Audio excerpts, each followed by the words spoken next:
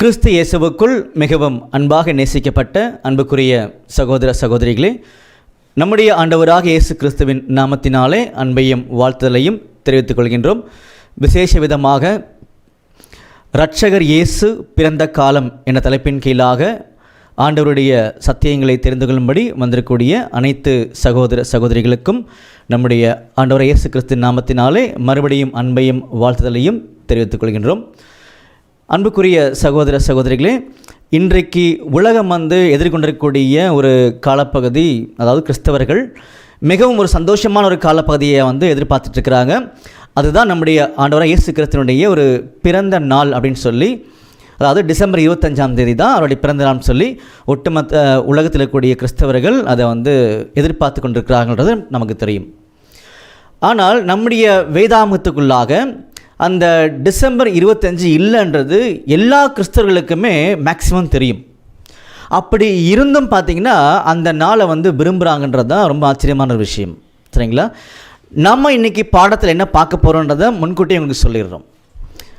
நம்முடைய வேதாகமத்துக்குள்ளாக, அதாவது நம்ம 2 பேருக்குமே பொதுவாக இருக்கக்கூடியது வேதாகமம் தான். அந்த வேதாகமத்துக்குள்ளாக நம்முடைய ஆண்டவராக இயேசு கிறிஸ்துவனுடைய பிறந்த காலம் துல்லியமாக சொல்லப்பட்டிருக்கு. அது எப்படின்றதா இன்றைக்கி பாடத்தில் என்ன பண்ண போகிறோம்னா நம்ம கவனிக்க போகிறோம். சரிங்களா? ஒரு சில பேருக்கு சில கேள்விகள் உடனே சிந்தனையில் வரலாம். பிரதர், டிசம்பர் 25 நம்முடைய ஆண்டவர் இயேசு கிறிஸ்து ஒரு பிறந்த தேதி இல்லை, பரவாயில்ல, வேதம் சொல்லலை, நம்ம எடுத்துக்கலாம். அதனால் அவர் பிறந்ததை கொண்டாடாமல் இருக்க முடியுமா? கொண்டாடுறதுல என்ன தப்பு இருக்குது? செலிப்ரேட் பண்ணுறதில்ல என்ன தவறு இருக்குது? எங்களுடைய அன்பை நாங்கள் வெளிப்படுத்துகிறோம், நம்முடைய ஆண்டவர் மேலே அதிகமான ஒரு அன்பு இருக்கிறதுனால தான் நாங்கள் அதை வெளிப்படுத்துகிறோம் அப்படின்னு கூட பார்த்திங்கன்னா சில பேர் சொல்லலாம். இது ஒரு ரொம்ப நியாயமான உணர்வுகள் தான். ஆனால் நம்முடைய வேதாகமத்தை நேசிக்கிறவங்க நம்முடைய ஆண்டவரை முழு மனசோடு நேசிக்கிறாங்கன்றது எல்லாருக்குமே தெரியும். அப்படிப்பட்ட வகையில் தான் இன்றைக்கி நாம் கிறிஸ்தவர்களாக வந்திருக்கிறோம் இல்லையா?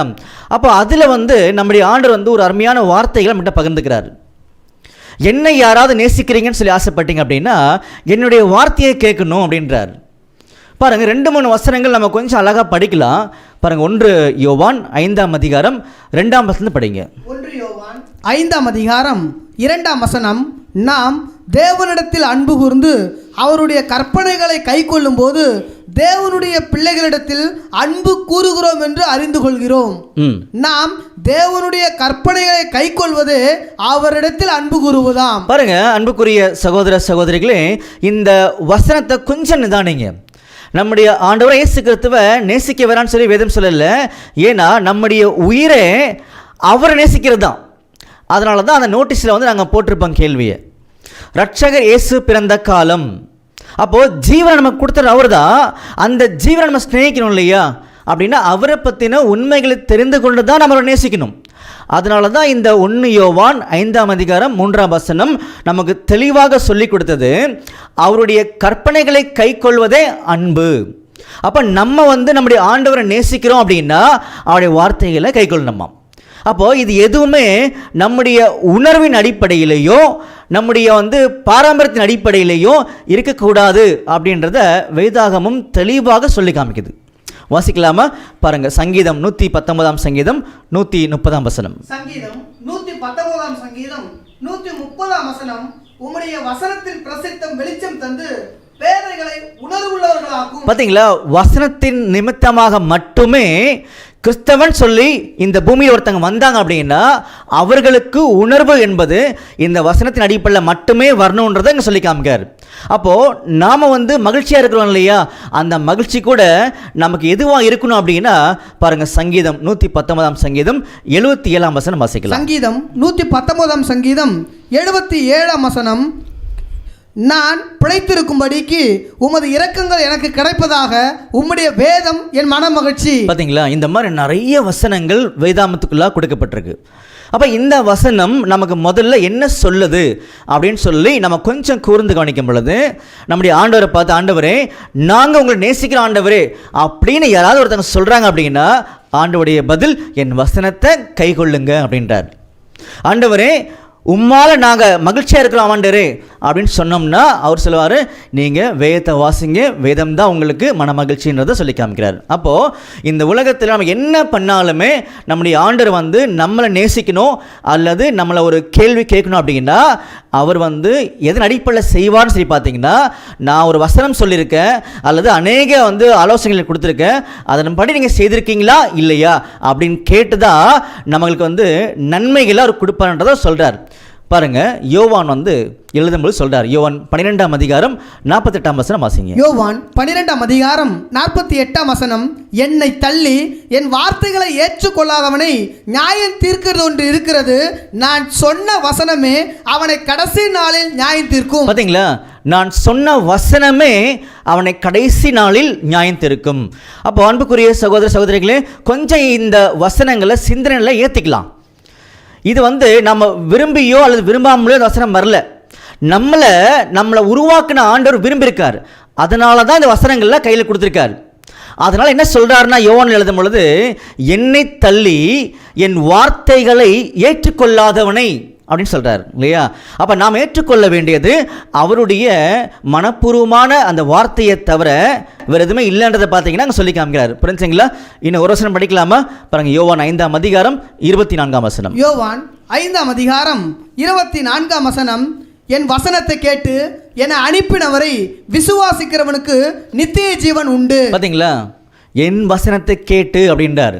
வேதாமத்துக்குள்ளாக நீங்கள் எங்கே படித்து பார்த்தாலுமே ஆதி ஆமத்திலிருந்து வெளிப்படுத்தின மெசேஜ் வரைக்கும் நீங்கள் ஃபுல்லாக படித்து பாருங்கள், கிறிஸ்தவர்களுக்கு அடையாளமே ஆண்டோடைய வார்த்தை மட்டும்தான்றதை அவர் சொல்கிறார். புரிஞ்சுங்களா? அப்போ அதன் அடிப்படையில் என்ன புரிஞ்சுக்கிட்டோன்னு சரி பார்த்தீங்கன்னா, நமக்கு மகிழ்ச்சி என்பது ஆண்டோடைய வார்த்தை. நம்ம ஆண்டவரை நேசிக்கிறோம் அப்படின்னா அவருடைய வார்த்தைகளுக்கு கீழ்ப்படினும். சிம்பிள், அவ்வளோதான். சரிங்களா? அப்போது உலகத்தில் இன்னைக்கு எத்தனையோ வசதி வாய்ப்புகள் இருந்தும் எத்தனையோ ஜனங்கள் ஆண்டவரை வந்து ஆழமாக நேசித்தும் அவருடைய உண்மையை கண்டுபிடிக்க முடியல. ஆனால் ஆண்டவர்கிட்ட போய் நம்ம கேட்டோம் அப்படின்னா ஆண்டு ரொம்ப அருமையாக சொல்லிக் கொடுப்பாராம். ஆண்டவரே, நீங்கள் எப்போ தான் ஆண்டவரே பிறந்தீங்க, கொஞ்சம் சொல்லிக் கொடுங்க ஆண்டவரே அப்படின்னு கேட்கும் பொழுது ஏன் கேட்பார். ஏன்னா ஆண்டவரே, நீங்கள் எங்களுடைய ஜீவன் இல்லையா? அப்போ அந்த ஜீவன் நேசிக்கிறதுக்கு இதெல்லாம் ஒரு அடிப்படை அடையாளங்கள் ஆண்டவரே. அப்போ உங்களை பற்றி அதிகமாக தெரிந்து கொண்டு நீங்கள் விரும்பக்கூடிய வாழ்க்கையை நாங்கள் காமிக்கணும் ஆண்டவரே, அதுக்காக தான் கேட்குறோம் அப்படின்னு சொல்லி கேட்கும் பொழுது அவர் வந்து ஒரு வசனம் காமிப்பார். படிக்கலாமா? பாருங்க, யோவான் 5ஆம் அதிகாரம் 39ஆம் வசனம். யோவான் 5ஆம் அதிகாரம் 39ஆம் வசனம், வேத வாக்கியங்களை ஆராய்ந்து பாருங்கள், அவைகளால் உங்களுக்கு நித்திய ஜீவன் உண்டென்று எண்ணுகிறீர்களே, என்னை குறித்து சாட்சி கொடுக்கிறவைகளும் அவைகளே. பாருங்க, என்னை குறித்து சாட்சி கொடுக்கிறவைகளும் அவைகளேன்னு சொல்லி காமிக்கிறார். அப்போ இந்த வசனங்கள் அதன் மூலமாக நம்முடைய ஆண்டவராக இயேசு கிறிஸ்துவை பற்றி என்ன கேள்வி கேட்டாலுமே அவர் தெளிவாக சொல்லியிருக்கிறன்றதை நமக்கு சொல்கிறாரு. இது ஒரு பெரிய நம்பிக்கை. அதனால் மறுபடியுமாக இந்த ஒரு வார்த்தையை பார்த்துட்டு நம்ம உள்ள கடந்து போகலாம். சரிங்களா? எந்த வார்த்தைன்னு சொல்லி கவனிக்கும் பொழுது, இன்னைக்கு நம்ம கிறிஸ்தவர்கள் அப்படின்னா ஒரே ஒரு அடையாளம் என்னென்னா அவருக்கு பின்னாடி போகிறது. அவருக்கு பின்னாடி போகிறது அப்படின்னா அவருடைய வார்த்தையை ஏற்றுக்கொண்டு புரிந்து கொண்டு அதன் அடிப்படையில் தான் பின்னாடி போகணுமே தவிர வேறு எதன் அடிப்படையிலும் இல்லைன்றதை அவர் சொல்லி காமிக்கிறார். சரிங்களா? அப்போ இதெல்லாம் நம்ம மைண்டில் வச்சு என்ன பண்ண போகிறோம்னா, நம்முடைய ஜீவனாகிய நம்முடைய ஆண்டவராக இயேசு கிறிஸ்து பிறந்த அந்த காலம், அதை பற்றின மாபெரும் உண்மைகள் என்ன பண்ண போகிறோம்னா தெரிந்து கொள்ள போகின்றோம். அதனால் இது மிகப்பெரிய ரகசியமாக வேதாமத்துக்குள்ள சொல்லப்பட்டிருந்தா கூட அவரை நேசிக்கக்கூடிய அநேக பிள்ளைகளுக்கு இது தேவைப்படுது அப்படின்ற ஒரு எண்ணம் அவருக்கு இருந்ததுனால தான் இதை வந்து புரிந்து கொள்ளும்படியாக உள்ள வச்சிருக்கார். சரிங்களா? இப்போ உள்ள கடந்து போகலாமா?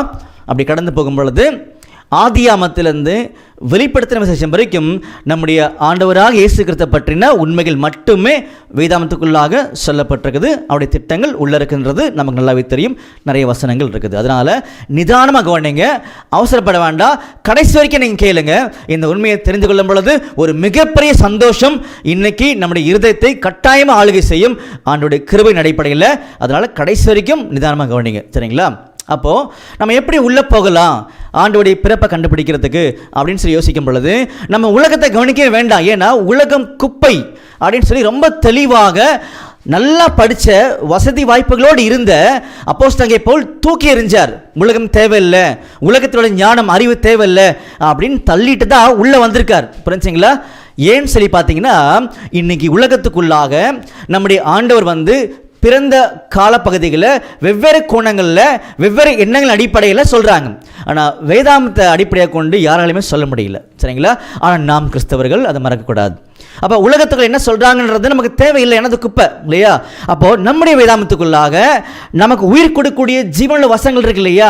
அந்த வசனத்தில் நம்முடைய ஆண்டோடைய பிறப்பின் காலங்கள் உள்ள இருக்குது. கிறிஸ்தவர்களுக்கு மிகப்பெரிய ஆசீர்வாதமான ஒரு காலப்பகுதி தான் இன்றைக்கு நம்ம கேட்கக்கூடிய சத்தியத்தின் காலப்பகுதிகள், சரிங்களா? அப்போ உள்ளே போயிடலாமா?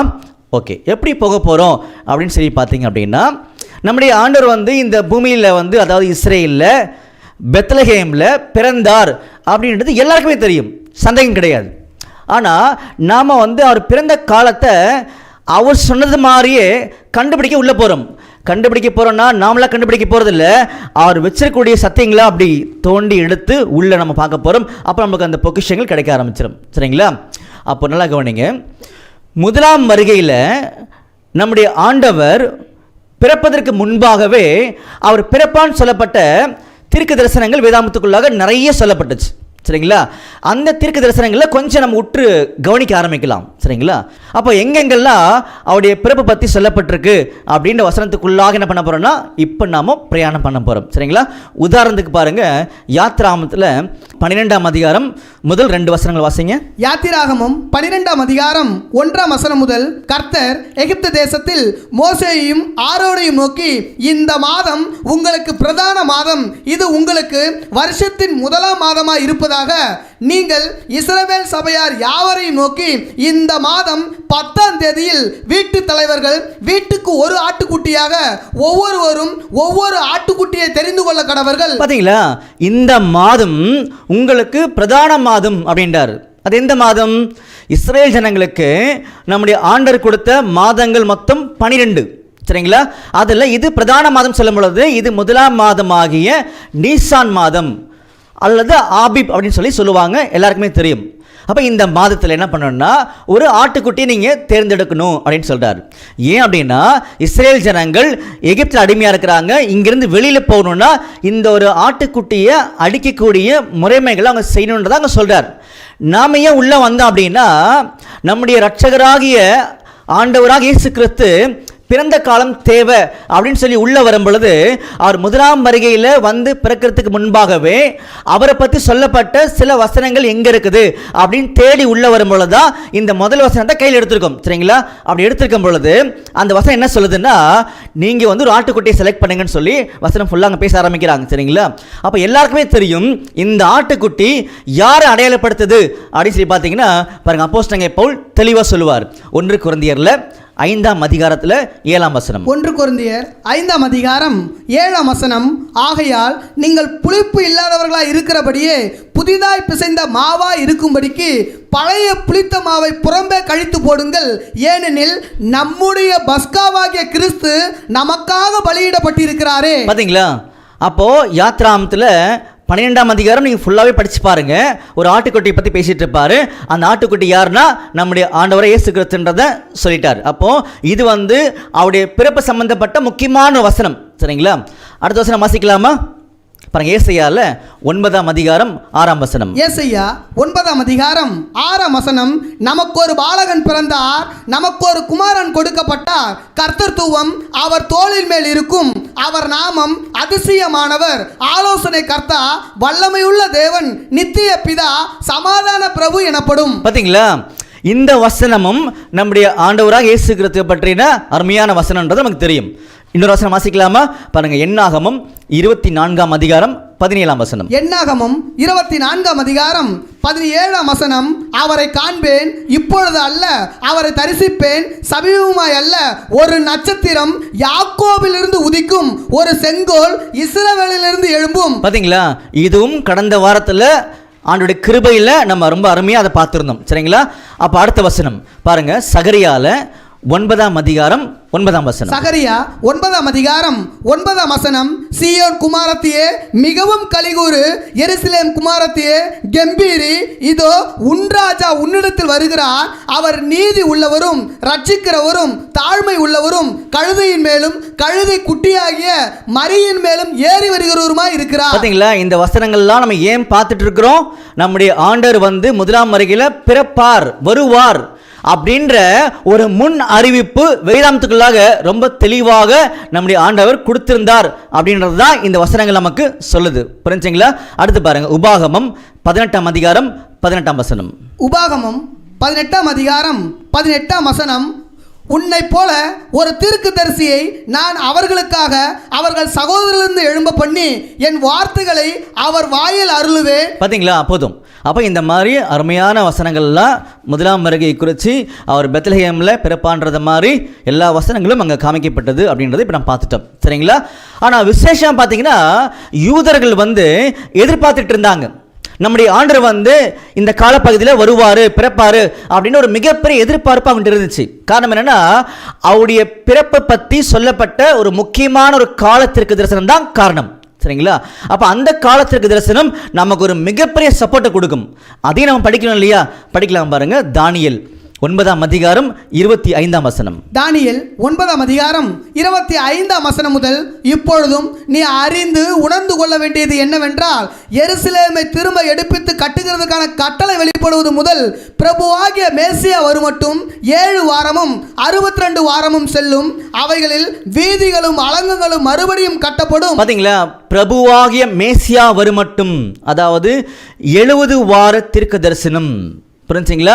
அப்போ இது வந்து ரொம்ப முக்கியமான ஒரு காலத்திற்கு தரிசனம். சரிங்களா? அப்போ அன்புக்குரிய சகோதர சகோதரிகளே, எல்லாரும் நம்முடைய ஆண்டவராக இயேசு கிறிஸ்துவுடைய பிறப்பின் காலம் கண்டுபிடிக்கிறதுக்காக இப்போ வந்திருக்கோம். சரிங்களா? அதனால நிதானமாக சந்தோஷமாக மகிழ்ச்சியோடு என்ன பண்ணுங்கன்னா உட்காந்துருங்க. கட்டாயமாக ஆண்டவர் அதை புரிய வச்சிருவார். அப்போது ஒரு முதல் பாகத்தில் என்ன பார்த்துட்டோம் அப்படின்னா, முதலாம் வருகையில் அவர் பிறப்பார் அப்படின்ற எல்லா தீர்க்க தரிசனத்தையும் இப்போ நம்ம பார்த்துட்டோம். அதே நேரத்தில் அவருடைய பிறப்பை பற்றி சொல்லப்பட்ட கால தீர்க்க தரிசனம் அதையும் இப்போ நம்ம பார்த்துட்டோம். சரிங்களா? ஓகே, இதெல்லாம் நம்ம வந்து ரொம்ப கிளியராக வச்சிருக்கும் பொழுது இதை பேஸ் பண்ணி பார்த்தீங்கன்னா நிறைய பேர் கண்டுபிடிக்க ஆரம்பித்தாங்க. உதாரணத்துக்கு பார்த்தீங்கன்னா யார் அப்படின்னு சொல்லி கவனிக்கும் பொழுது, நம்முடைய ஆண்டவராக இயேசு கிறிஸ்து பிறந்த உடனே சாஸ்திரிகள் வந்து கிழக்கிலேருந்து என்ன பண்ணுறாங்கன்னா ட்ராவல் பண்ணி வராங்க. வந்த உடனே நேரடியாக ஸ்ட்ரெயிட்டாக எங்கே போயிட்டாங்க அப்படின்னா ஏரோதுடைய அரண்மனைக்கு போயிட்டாங்களாம். அப்போ இந்த காரியங்களை ஏரோது கேட்ட உடனே மிகவும் வந்து கோபம் அடைஞ்சு என்ன பண்ணுறாருன்னா, நான் ஒரு ராஜா இருக்கும்பொழுது இன்னொரு ராஜாவா அப்படின்னு எண்ணத்தில் என்ன பண்ணாருன்னா, அவரை குறித்து நீங்கள் தேடுங்க, கண்டுபிடிங்க அப்படின்னு சொல்லி சொன்னார். அந்த வசனங்களை வாசிக்கலாமா? பாருங்க, மத்தேயுல 2ஆம் அதிகாரத்தில் 1ஆம் வசனம் வாசிங்க. மத்தேயு 2ஆம் அதிகாரம் 1ஆம் வசனம் முதல். ஏரோது ராஜாவின் நாட்களில் யூதாவில் உள்ள பெத்லகேமிலே இயேசு பிறந்த பொழுது கிழக்கிலிருந்து சாஸ்திரிகள் எருசலேமுக்கு வந்து, யூதருக்கு ராஜாவாக பிறந்திருக்கிறவர் எங்கே? கிழக்கிலே அவருடைய நட்சத்திரத்தை கண்டு அவரை பணிந்து கொள்ள வந்தோம் என்றார்கள். ஏரோது ராஜா அதை கேட்ட பொழுது அவனும் அவனோடு கூட எருசலேம் நகரத்தார் அனைவரும் கலங்கினார்கள். அவன் பிரதான ஆசாரியர் ஜனத்தின் வேதபாரர்கள் எல்லாரையும் கூடி வர செய்து கிறிஸ்துவானவர் எங்கே பிறப்பார் என்று அவரிடத்தில் விசாரித்தான். பாத்தீங்களா? சாதாரணமா ஒரு உலகத்தில் இருந்த ஒரு ராஜா அவர் என்ன பண்றாருன்னா அவருடைய சுயநலத்துக்காக தேடுறாரு. எப்போதான் எங்கே தான் அவர் பிறப்பார், அவரை பற்றி உண்மைகளை நீங்கள் கொண்டு வாங்கன்னு சொல்லி என்ன பண்ணுறாருன்னா அனுப்புகிறாரு. நம்முடைய கேள்வி என்ன தெரியுமா அன்புக்குரிய சகோதரிகளே? சாதாரண உலகத்தில் இருக்கிற ஒரு மனுஷனே நம்முடைய ஆண்டவராக இயேசு கிறிஸ்துவினுடைய பிறப்பை தேடும் பொழுது இவ்வளோ சாட்சிகள் வேதாந்தத்துக்குள்ளாக கொடுக்கப்பட்டிருக்கும் பொழுது நாம் ஏன் தேடலை அப்படின்னு தான் கேள்விகள். சரிங்களா? அதனால தான் தேடுங்கள், கட்டாயமாக நீங்கள் கண்டடைவீர்கள், தட்டுங்கள் திறக்கப்படும், கேளுங்கள் கொடுக்கப்படும் அப்படின்னு சொல்லி ஆண்டவர் சொன்னார். அப்போ ஆண்டவரை பற்றின உண்மைகள் தெரியும் பொழுது அந்த இருதயத்தில் உலகம் கொடுக்க முடியாத சந்தோஷம் கிடைக்கும், சமாதானம் கிடைக்கும். அதனால தான் பாடத்துக்கு ஆதாரமாக எடுத்துக்கொண்ட வசனம் வாசிக்கலாமா? பாருங்க, லூக்கால 2ஆம் அதிகாரம் 10ஆம் வசனம். லூக்கா 2ஆம் அதிகாரம் 10ஆம் வசனம். தேவதூதன் அவர்களை நோக்கி, பயப்படாதிருங்கள், இதோ எல்லா ஜனத்துக்கும் மிகுந்த சந்தோஷத்தை உண்டாக்கும் நற்செய்தியை உங்களுக்கு அறிவிக்கிறேன். பாத்தீங்களா? எல்லா ஜனத்துக்கும் மிகுந்த சந்தோஷம். அப்போ நம்முடைய ஆண்டவராக இயேசு கிறிஸ்து பற்றின அந்த ஒரு உண்மைகள் எல்லா ஜனத்துக்குமே ஒரு மிகப்பெரிய சந்தோஷத்தை கொடுக்கும்ன்றது சொல்லி காமிச்சார். புரிஞ்சுங்களா? அப்போ இந்த மாதிரி அவருடைய பிறப்பை பற்றி முன் அறிவிப்புகள் ரொம்ப தெளிவாக வேதாமத்துக்களாக காமிக்கப்பட்டிருந்துச்சு. அது நமக்காக கொடுக்கப்பட்டிருக்குது அப்படின்னு நம்ம பார்த்தோம். அதே நேரத்தில் ஒரு புறஜாதி மனுஷன் அதை பேஸ் பண்ணி தேட ஆரம்பித்தார். நம்மளால் அதை கண்டுபிடிக்க முடியல. பார்த்தீங்களா? ஆனால் இன்னைக்கு நம்ம ஆண்டவரை நேசிக்கிறோம். யாரெல்லாம் செவி கொடுத்து அவங்க கேட்குறாங்களோ கட்டாயமாக அவருடைய செவிகள் பாக்கியமுள்ளவைகள், கண்கள் பாக்கியமுள்ளவைகள் அப்படின்ற உண்மை இன்னைக்கு நமக்கு தெரிஞ்சிடும். புரிஞ்சுங்களா? ஸோ இது ஒரு பாகம். என்ன பார்த்து முடிச்சிட்டோம்? முதலாம் வருகையை குறித்து, அதாவது ஒரு பிறப்பார் அப்படின்ற எல்லா திருக்கு தரிசனங்களும் வேதாமத்துக்குள்ளாக இருந்ததை இப்போ நம்ம பார்த்து முடிச்சிட்டோம். சரிங்களா? அடுத்து என்ன பார்க்க போகிறோம்னா, அவர் பிறந்த கால சூழ்நிலைகள் வேதாமத்துக்குள்ளாக சொல்லப்பட்டிருக்குதா? அதாவது நம்முடைய ஆண்டவராக இயேசு கிறிஸ்து முதலாம் வருகையில் பிறந்தார் இல்லையா, அந்த கால சூழ்நிலைகள் நமக்கு தெரியுமா அல்லது கண்டுபிடிக்க முடியுமா அப்படின்னு சொல்லி பார்த்தீங்கன்னா கட்டாயமாக முடியும். சில சூழ்நிலைகளில் நம்ம கண்ணில் காமிக்கிறார். என்னன்றதை வாசிக்கலாமா? பாருங்கள், லூக்காவில் 2ஆம் அதிகாரம் 1ஆம் வசனம் வாசிங்க. லூக்கா 2ஆம் அதிகாரம் 1ஆம் வசனம் முதல், அந்நாட்களில் உலகமெங்கும் குடிமதிப்பு எழுதப்பட வேண்டும் என்று அகஸ்து ராயனால் கட்டளை பிறந்தது. பார்த்தீங்களா? இது என்ன சூழ்நிலை? உலகம் ஃபுல்லாகவே என்ன பண்ணுமா? அந்த சென்சஸ் எடுக்கணுமா? அப்படிப்பட்ட ஒரு சூழ்நிலையில தான் யார் பிறந்திருக்கா? நம்முடைய ஆண்டவர் பிறந்திருக்காரு. பார்த்தீங்களா? சூழ்நிலைகள் வந்துருச்சா? அடுத்து பாருங்க, அதிலே லூக்கால 2ஆம் அதிகாரம் 8ஆம் வசனம். லூக்கா 2ஆம் அதிகாரம் 8ஆம் வசனம். அப்பொழுது அந்த நாட்டிலே மேய்ப்பர்கள் வயல்வெளியில் தங்கி ராத்திரியிலே தங்கள் மந்தையை காத்து கொண்டிருந்தார்கள். பார்த்தீங்களா? அப்போ ராத்திரியில அந்த மேய்ப்பர்கள் மந்தையை காத்து கொண்டிருந்தார்கள் அப்படின்னு சொல்லும் பொழுது இது ஒரு நல்ல சூழ்நிலை ஆக்சுவலா. அப்போ அந்த டைம் என்ன வரல, மழை கிடையாது. அப்போ மந்தைகள், அதாவது அந்த ஆடுகள் நல்லா மேயக்கூடிய, புல்ல சாப்பிடக்கூடிய செழிப்பான ஒரு காலப்பகுதி அப்படின்றது கூட பார்த்தீங்கன்னா நம்ம கவனிக்கிறோம். சரிங்களா? அடுத்து பாருங்க, அதிலே லூக்கால 2ஆம் அதிகாரம் 7ஆம் வசனம். லூக்கா 2ஆம் அதிகாரம் 7ஆம் வசனம். அவள் தன் முதற் பேரான குமாரனை பெற்று சத்திரத்திலே அவர்களுக்கு இடம் இல்லாத இருந்தபடியினால் பிள்ளையை துணிகளில் சுற்றி முன்னணியிலே கிடத்தினாள்.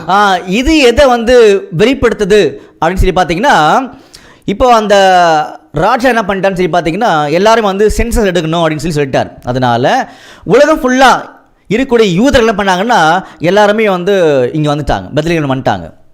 வந்ததுனால இடம் கிடைக்கல, எல்லாம் சத்திரமும் ஃபுல்லாகிடுச்சு. அப்போ இப்போ ஏற்பட்ட ஒரு கால சூழ்நிலைகளும் இங்கே சொல்லப்பட்டிருக்கின்ற கவனிக்கிறேன், ஜஸ்ட் அவ்வளோதான். சரிங்களா? அப்போ இது ஒன்று முடிஞ்சிருச்சு. அடுத்து கவனிக்கும் போது பாருங்கள், லூக்கால 1ஆம் அதிகாரம் 36ஆம் வசனம் வாசிக்கலாம். லூக்கா 1ஆம் அதிகாரம் 36ஆம் வசனம். இதோ உனக்கு இனத்தாளா இருக்கிற எலிசபெத்தும் தன் முதிர் வயதிலே ஒரு புத்திரனை கற்பம் தரித்திருக்கிறாள். மலடி எண்ணப்பட்ட அவளுக்கு இது 6ஆம் மாதம். பார்த்தீங்களா? எலிசபெத் அவங்கள வச்சு கூட பார்த்தீங்கன்னா கண்டுபிடிக்க முடியும் அப்படின்ற ஒரு சூழ்நிலை கூட இங்கே சொல்லி காமிச்சிருக்காரு. நல்லா யோசிச்சு பாருங்க. எலிசபெத் யாரை பெற்றெடுத்தாங்கன்னா, யாரை பெற்றெடுத்தாங்க? யோவான் ஸ்நானன். புரிஞ்சுங்களா? அப்போ நம்முடைய ஆண்டவராக இயேசு கிறிஸ்துவை விட 6 மாதம் பெரியவர் தான் யோவான் ஸ்நானன். அப்போ இது ஒரு கால சூழ்நிலை. அப்போ இந்த மாதிரி அவருடைய முதலாம் வருகையில் பிறப்பான்னு சொல்லப்பட்ட அந்த தீர்க்க தரிசனங்களும் வேதாமத்துக்குள்ளாக தெளிவாக இருந்துச்சு. கால சூழ்நிலைகளும் நமக்கு தெளிவாக கொடுக்கப்பட்டிருந்துச்சு. அப்போ இவ்வளோ சாட்சிகள் கையில் இருந்தும் நம்ம ஏன் நம்முடைய இருதயங்களை நம்முடைய ஆண்டவருக்கு நேராக திருப்பல அப்படின்றது தான் அடுத்த ஒரு கேள்வியாக நமக்கு இருக்குது. நம்ம கேள்வி கேட்கல, நம்மளுடைய சிந்தனைகள் பார்த்தீங்கன்னா எப்படி போயிட்டு இருக்கு நம்ம கவனிக்கிறோம். அப்போ ஆண்டவரை உண்மையாக நேசிக்கிற ஒவ்வொரு கிறிஸ்தவனும் பார்த்தீங்கன்னா, ஆண்டவரே உங்களை பற்றி தெரிஞ்சுக்கூடிய வாழ்க்கை தான் என்னோட ஜீவன் ஆண்டவரே அப்படின்னு சொல்லி கட்டாயமாக யோசிப்பாங்க. காரணம் என்ன? நமக்குள்ள யார் உருவாகணும் அப்படின்னு சொல்லி பார்த்தீங்கன்னா பாருங்க, கலாத்தியரில் 4ஆம் அதிகாரம் 19ஆம் வசனம் வாசிக்கலாம். கலாத்தியர் 4ஆம் அதிகாரம் 19ஆம் வசனம். என் சிறு பிள்ளைகளே, கிறிஸ்து உங்களிடத்தில் உருவாகும் அளவும் உங்களுக்காக மறுபடியும் கற்ப வேதனைப்படுகிறேன். பார்த்தீங்களா? கிறிஸ்து உங்களில் உருவாகும் அளவும் அப்படின்னு சொல்லி காமிக்காரு. புரிஞ்சுங்களா? அப்போ இது வரைக்கும் என்ன பார்த்துருக்கோம்? முதலாம் வருகையில பிறப்பான்றதை நம்ம பார்த்தோம். சரிங்களா? கால சூழ்நிலைகளை பார்த்தோம். அப்போ இவ்வளவும் கொடுக்கப்பட்டு நம்ம இது வரைக்கும் அதை பார்க்கலன்றது தான் ரொம்பவும் வருத்தத்துக்குரிய காரியமாக இருக்குன்றதை நம்ம தெரிஞ்சுக்கிட்டோம். சரிங்களா? அப்போது இப்போத்துலேருந்து என்ன பார்க்க போகிறோன்றது ரொம்ப முக்கியம். அதனால் நல்லா கவனிங்க. 3 முக்கியமான பாகம் கையில் நம்மகிட்ட இருக்குது. இப்போ என்ன பாகம்னு சொல்லி பார்த்தீங்கன்னா, டிசம்பர் 25ஆம் தேதி நம்முடைய ஆண்டவர் பிறக்கவே கிடையாது அப்படின்றது தெரிஞ்ச விஷயங்கள் தான். ஆனால் வேதாமத்துக்குள்ளாக சாட்சிகள் இருக்குது. அது அந்த மாதம் இல்லை அப்படின்ட்டு. அதை தெரிஞ்சுக்கும் போதே ஒரு பெரிய நம்பிக்கை கிடைக்கும் நமக்கு. அதனால் நல்லா கவனிங்க, இந்த நம்பிக்கைகளை வாங்கக்கூடிய நமக்கு நம்பிக்கை கொடுத்துருக்காரு, விசுவாசத்தை காமிக்கணும். அதனால தான் நாம் ஒவ்வொருத்தருமே விசுவாசத்தை பெற்றுக்கொள்ளும் பொழுது உலகத்தை ஜெயிக்க முடியுன்றதை சொல்லி காமிச்சார். அதனால தான் உங்கள் விசுவாசமே உலகத்தை ஜெயிக்கிற ஜெயம் சொல்லி காமிச்சார். விசுவாசிக்கிறவன் பதறவே மாட்டான்னு சொல்லி காமிச்சார். புரிஞ்சுங்களா? அப்போ முதல் பகுதியில் இப்போ உள்ள என்ட்ராகி இருக்கும் பொழுது முதல் பகுதியில் என்ன பார்க்க போகிறோம்னா, டிசம்பர் 25ஆம் தேதி நம்முடைய ஆண்டவர் பிறக்கவில்லை அப்படின்ற சாட்சியை நம்ம எடுத்து கவனிக்கணும். புரிஞ்சுங்களா? ரெண்டாவது பகுதிக்குள்ளாக என்ன கவனிக்கணும்னு சொல்லி பார்த்தீங்கன்னா, அவர் AD 33 மரிச்சான்றது ஒட்டுமொத்த உலகத்துக்குமே தெரியும். நல்லா கவனிங்க, AD 33வது வருஷத்தில் நம்முடைய ஆண்டவர் மரித்தார். அப்போ அவருக்கு வயசு 33. புரிஞ்சுங்களா? இப்போ நாம் இருக்கிறது 2021 AD. புரிஞ்சுங்களா? அப்போ நல்லா கவனிங்க அன்புக்குரிய சகோதர சகோதரிகளே, AD 33ன்றது ஒட்டுமொத்த உலகத்துக்குமே தெரியும். ஆனால் அவர் மரிக்கும் பொழுது 33 வயசு அப்படின்றத அநேகருக்கு தெரியாமல் இருக்கலாம். ஒருவேளை அதை நம்ம கண்டுபிடிக்க போகிறோம். சரிங்களா? கண்டுபிடிக்கும் பொழுது நம்முடைய ஆண்டவர் இயேசு கிறிஸ்து எந்த வருடம் பிறந்தார் அப்படின்றது ரொம்ப சுலபமாக கண்டுபிடிக்க முடியும்.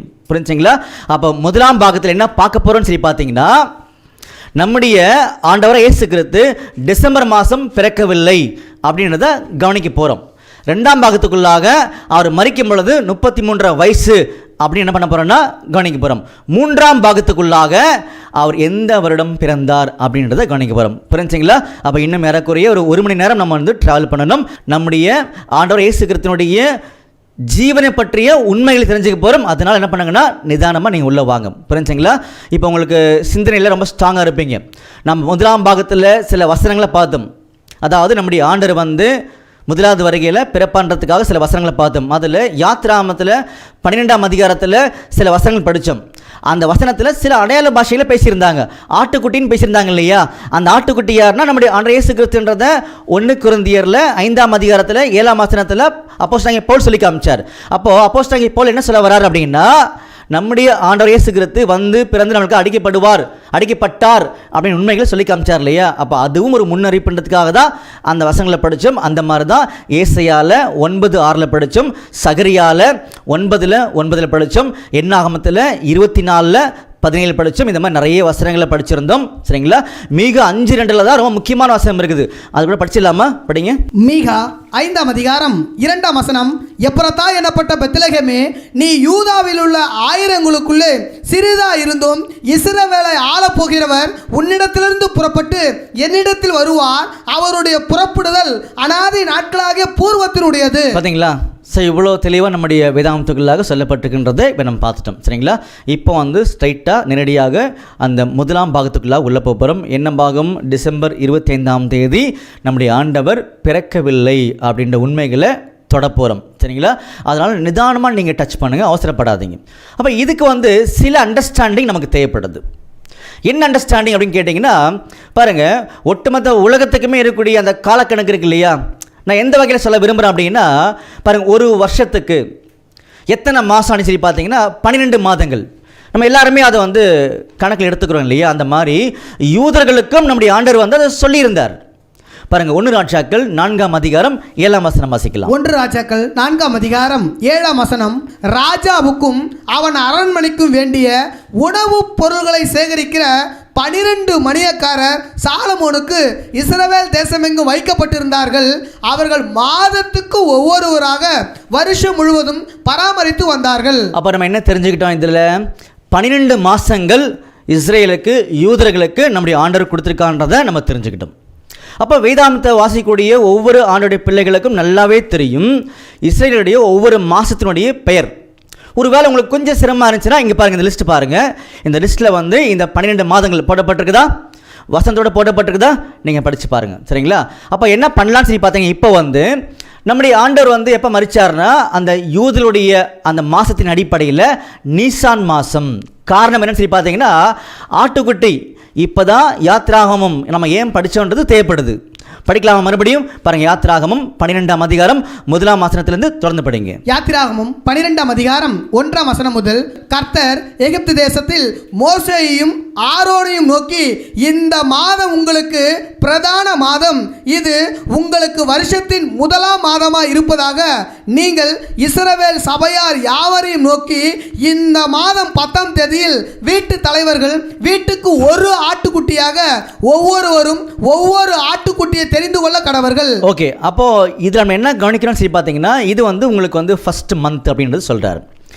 அப்போது இஸ்ரேலுக்கு வந்து எது முதலாவது மாதம் சொல்லி பார்த்தீங்கன்னா நீசான் அல்லது ஆபிப் அப்படின்றது நமக்கு நல்லாவே தெரியும், சரிங்களா? அப்போ முதலாவது மாதத்தினுடைய பெயர் வந்து நீசான். கடைசி மாதம் இருக்கு இல்லையா, 12வது மாதம் இருக்கு இல்லையா, அந்த மாதத்தினுடைய பெயர் வந்து ஆதார். புரிஞ்சுங்களா? அப்போ இதை வந்து ஒரே ஒரு வசனத்தில் படிச்சுட்டு நம்ம உள்ளே கடந்து போகலாம். பாருங்கள், எஸ்தரில் 3ஆம் அதிகாரத்தில் 7ஆம் வசனம். எஸ்தர் 3ஆம் அதிகாரம் 7ஆம் வசனம். ராஜாவாகிய அகஸ்வேருவின் 12ஆம் வருஷம் நீசான் மாசமாகிய முதலாம் மாதத்திலே. பார்த்தீங்களா, நீசான் மாசமாகிய முதலாம் மாசத்திலே.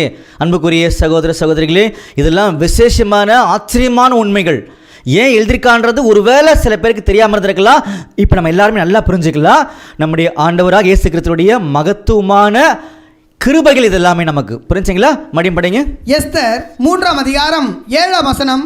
ராஜாவாகிய அகஸ்வேருவின் 12ஆம் வருஷம் நீசான் மாதமாகிய முதலாம் மாதத்திலே ஆமானுக்கு முன்பாக பூர் எண்ணப்பட்ட சீட்டு ஒவ்வொரு நாளையும் ஒவ்வொரு மாதத்தையும் குறித்து போடப்பட்டு ஆதார் மாதமான 12ஆம் மாதத்தின் மேல் விழுந்தது. பார்த்தீங்களா, 12ஆம் மாதத்துடைய பேர் வந்து ஆதார் அப்படின்றத இப்போ நம்ம படிச்சிட்டோம். புரிஞ்சுங்களா? அப்போ இடையில இருக்கக்கூடிய மாதங்கள்லாம் இந்த லிஸ்ட் பார்த்த உடனே உங்களுக்கு புரிஞ்சிடும் அல்லது உங்களுக்கே தெரிஞ்சிருக்கும். புரிஞ்சுங்களா? இப்போ நல்லா கவனிங்க. என்ன பண்ண போகிறோன்னா, நீசான் மாதத்தில் தான் நம்முடைய ஆண்டவர் வந்து மரிக்கிறார். ஏன்னா அது முதலாவது மாதம். அந்த மாதத்தில் தான் ஆட்டுக்குட்டியை தேர்ந்தெடுத்தாங்க. அந்த மாதத்தினுடைய 14ஆம் தேதி சாயங்காலத்தில் ஆட்டுக்குட்டி அடிக்கப்பட்டது. அதே மாதிரி தான் நம்முடைய ஆண்டவராக இயேசு கிறிஸ்துவும் அடிக்கப்பட்டார். நீசான் மாதத்தில் 14ஆம் தேதியில் சாயங்கால வேளையில், அதாவது 3 மணிக்கு நம்முடைய ஆண்டவர் மரிச்சான்றது எல்லாருக்கும் தெளிவாக தெரிந்த உண்மைகள். இதெல்லாம் அதிகம் படித்தா டைம் ஆகும். நீங்கள் என்ன பண்ணுங்கன்னா யோவான் சுவிசேஷம் ஃபுல்லாக நீங்கள் படித்து பாருங்கள், அது உங்களுக்கு தெரிய ஆரம்பிக்கும். சரிங்களா? ஓகே, இப்போ என்ன பண்ணலான்னா, இப்போ நல்லா கவனிங்க. இது வந்து நீசான் மாதம், முதலாவது மாதம். இந்த இடத்துல தான், இந்த மாதத்தில் தான் நம்முடைய ஆண்டவர் வந்து மரிக்கிறார். மரிக்கும் போது அவருக்கு வயசு என்னன்னு பார்த்தீங்கன்னா 33 வயசு. புரிஞ்சுங்களா? நல்லா வச்சுக்கோங்க, 33 வயசு. அப்போது இப்போ 33 வயசுன்னு சொல்லி இருக்கும் பொழுது அவருடைய கடைசி ஒரு பிறந்த தேதி வந்திருக்கும் இல்லையா? எப்போ வந்திருக்கும் பாருங்கள். இதெல்லாம் ஆச்சரியமாக கவனிக்கணும், ரொம்ப முக்கியமான பகுதி. இந்த பிக்சரை கூட நீங்கள் நல்லா பாருங்கள். 33 வயசு. எந்த மாதம் அது? நீசான் மாதம். இப்படி போனால் என்ன மாதம் வரும்?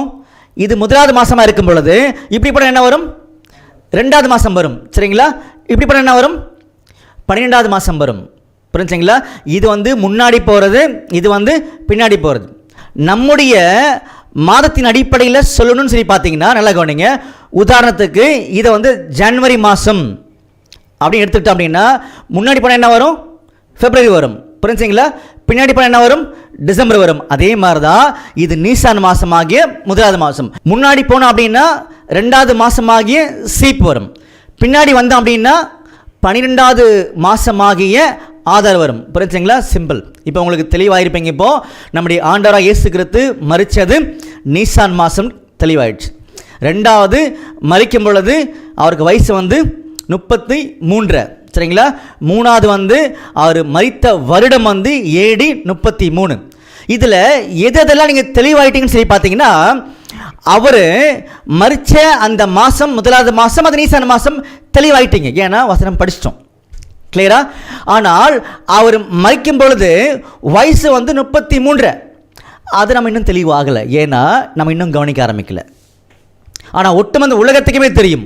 நீங்கள் இன்டர்நெட்டில் கூட போட்டு பார்த்தீங்கன்னா அது கிளியராக சொல்லுவாங்க. என்ன சொல்லுவாங்க அப்படின்னா, நம்முடைய ஆண்டவர் மரித்த அந்த நாள் வந்து வெள்ளிக்கிழமை, ஃப்ரைடே அப்படின்னு சொல்லுவாங்க. 1 அது 3வது தேதி அப்படின்னு போட்டிருப்பாங்க. சரிங்களா?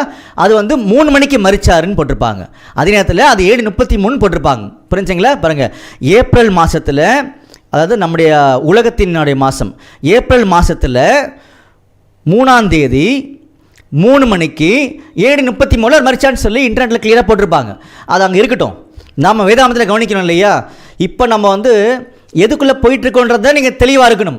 நம்முடைய ஆண்டவர் இயேசு கிறிஸ்து டிசம்பர் மாதம் 25ஆம் தேதி அவர் பிறக்கவில்லை அப்படின்றது எப்படி நிரூபிக்கலாம் சகோதரரே அப்படின்னு சொல்லி யாராவது ஒருத்தங்க கேட்டிங்க அப்படின்னா அதுக்கு தான் இங்கே வந்தோம். இப்போ நல்லா கவனிங்க, இந்த நீங்கள் விரலை பார்த்த உடனே மனசில் வந்துடணும் இது நீசான் மாதம், புரிஞ்சுங்களா? அப்படின்னா முதலாவது மாதம். இந்த மாதத்தில் தான் ஆட்டுக்குட்டியை தேர்ந்தெடுத்து அடித்தாங்க. அதே மாதிரி தான் நம்முடைய ஆண்டவர் இயேசு கிறிஸ்துவும் தேர்ந்தெடுக்கப்பட்டு அவரும் இந்த மாதத்தில் 14ஆம் தேதி மரித்தார்ன்றது தெரிஞ்சிருச்சு. சரிங்களா? ஓகே, இப்போ என்ன பண்ண போகிறோம், எதுக்காக வந்திருக்கோன்னு சொல்லி பார்த்தீங்கன்னா, மரிக்கும் பொழுது வயசு 33, அப்போது 33.6 கிளியரா? அப்போது கடைசியாக வந்த ஒரு பிறந்த தேதி இருந்திருக்கும் இல்லையா, அது எங்கே வந்திருக்கோம் நீங்களே சொல்லுங்கள். எங்கே வந்திருக்கோம்? சிம்பிள் இல்லையா? இப்போது இங்கே மரிக்கும் பொழுது 33, நீங்கள் வந்து ஃபார்வர்டில் போனீங்கன்னா அடுத்த பர்த்டே வந்துடும். கிளியர்? முன்னாடி போனீங்க அப்படின்னா அடுத்த பர்த்டே வந்துடும். பின்னாடி வந்தீங்க அப்படின்னா கடைசியாக அனுசரித்த அந்த ஒரு பிறந்த தேதி வந்துடும். கிளியரா? அப்போ 6 மாதம் பின்னாடி போனீங்கன்னா கடைசியாக அனுசரித்த அந்த பிறந்த தேதி வந்துடும். கிளியரா? ஃபார்வர்ட் முன்னாடி போனீங்க அப்படின்னா 6 மாதம் வரக்கூடிய அடுத்த பர்த்டே வந்துடும். கிளியரா? இப்போ நம்ம என்ன பண்ணணும், பின்னாடி போக போகிறோம். இப்போ நம்ம சரிங்களா, பின்னாடி போகும் பொழுது நமக்கு தெளிவாக தெரியும் நம்முடைய ஆண்டவர் இயேசு கிறிஸ்து பிறந்த மாதம் எதுவாக இருக்குன்றது நம்ம கண்டுபிடிக்க முடியும். சரிங்களா? நல்லா கவனிங்க அன்புக்குரிய சகோதர சகோதரிகளே. இப்போ நீசான் மாதம், இது AD 33. அவருக்கு என்ன வயசு நீங்கள் தான் சொல்லணும். 33, அதாவது 33.6, கரெக்டா? அப்போ என்ன கேள்வி கேட்டிருக்கோம், கடைசியாக ஒரு பிறந்த தேதி வந்திருக்கும் இல்லையா, அதுக்கு என்ன பண்ணணும், 6 மாதம் பின்னாடி போகணும். அவ்வளோதானே? 6 மாதம் பின்னாடி போனோம் அப்படின்னா என்ன வந்துடும், 33 வந்துடும். சரிங்களா? அப்போது 33.6 வரும் பொழுது அது நீசான் மாதம். அப்போ 33 வரும் பொழுது அது எந்த மாதம், அதுதானே அவருடைய கடைசி பிறந்த மாதமாக இருக்கணும். அதுக்கு தான் இப்போ நம்ம கண்டுபிடிக்க போகிறோம். சரிங்களா?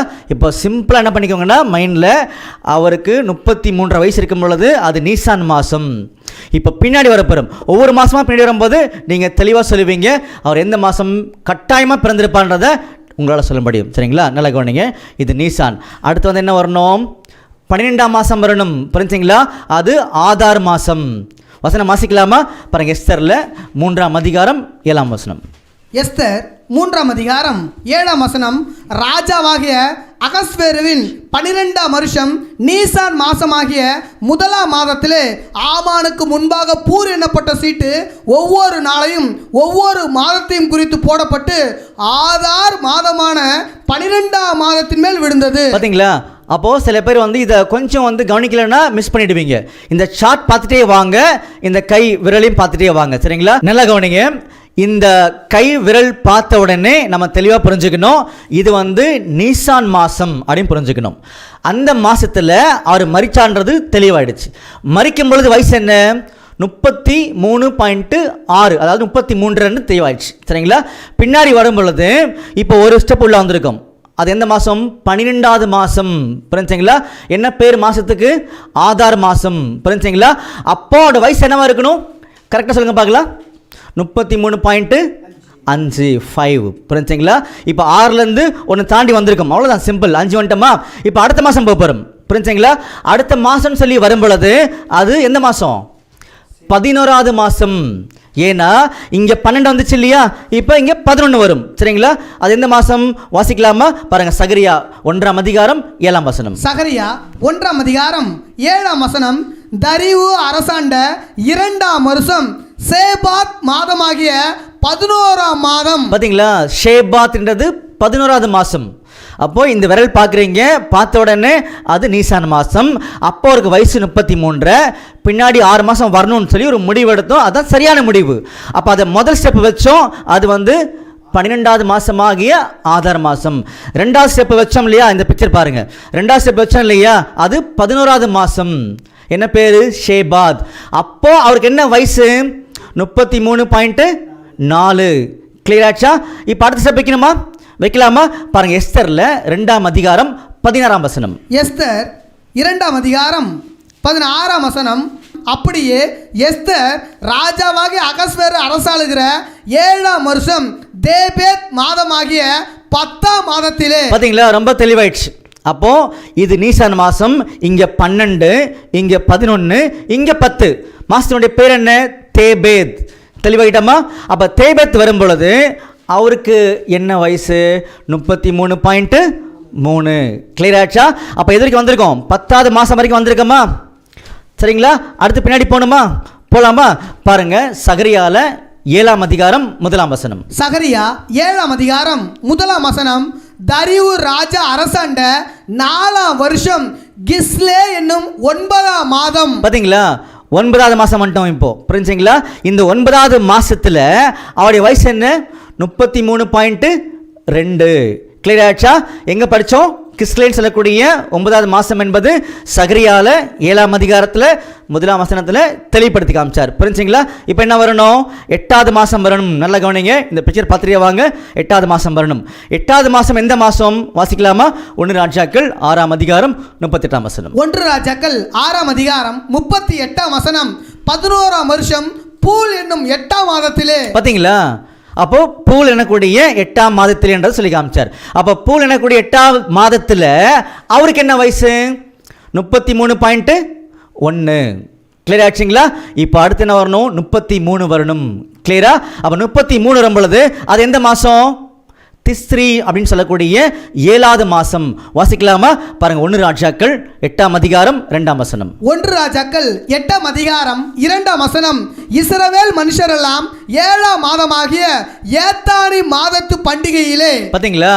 அன்புக்குரிய சகோதர சகோதரிகளே, இங்க கடைசியா 33 வரும் பொழுது அது எந்த மாசம் சொல்லி பார்த்தீங்கன்னா 7வது மாசமாகிய திஸ்ரி அல்லது எத்தானிம் அப்படின்னு சொல்லுவாங்க. புரிஞ்சுங்களா?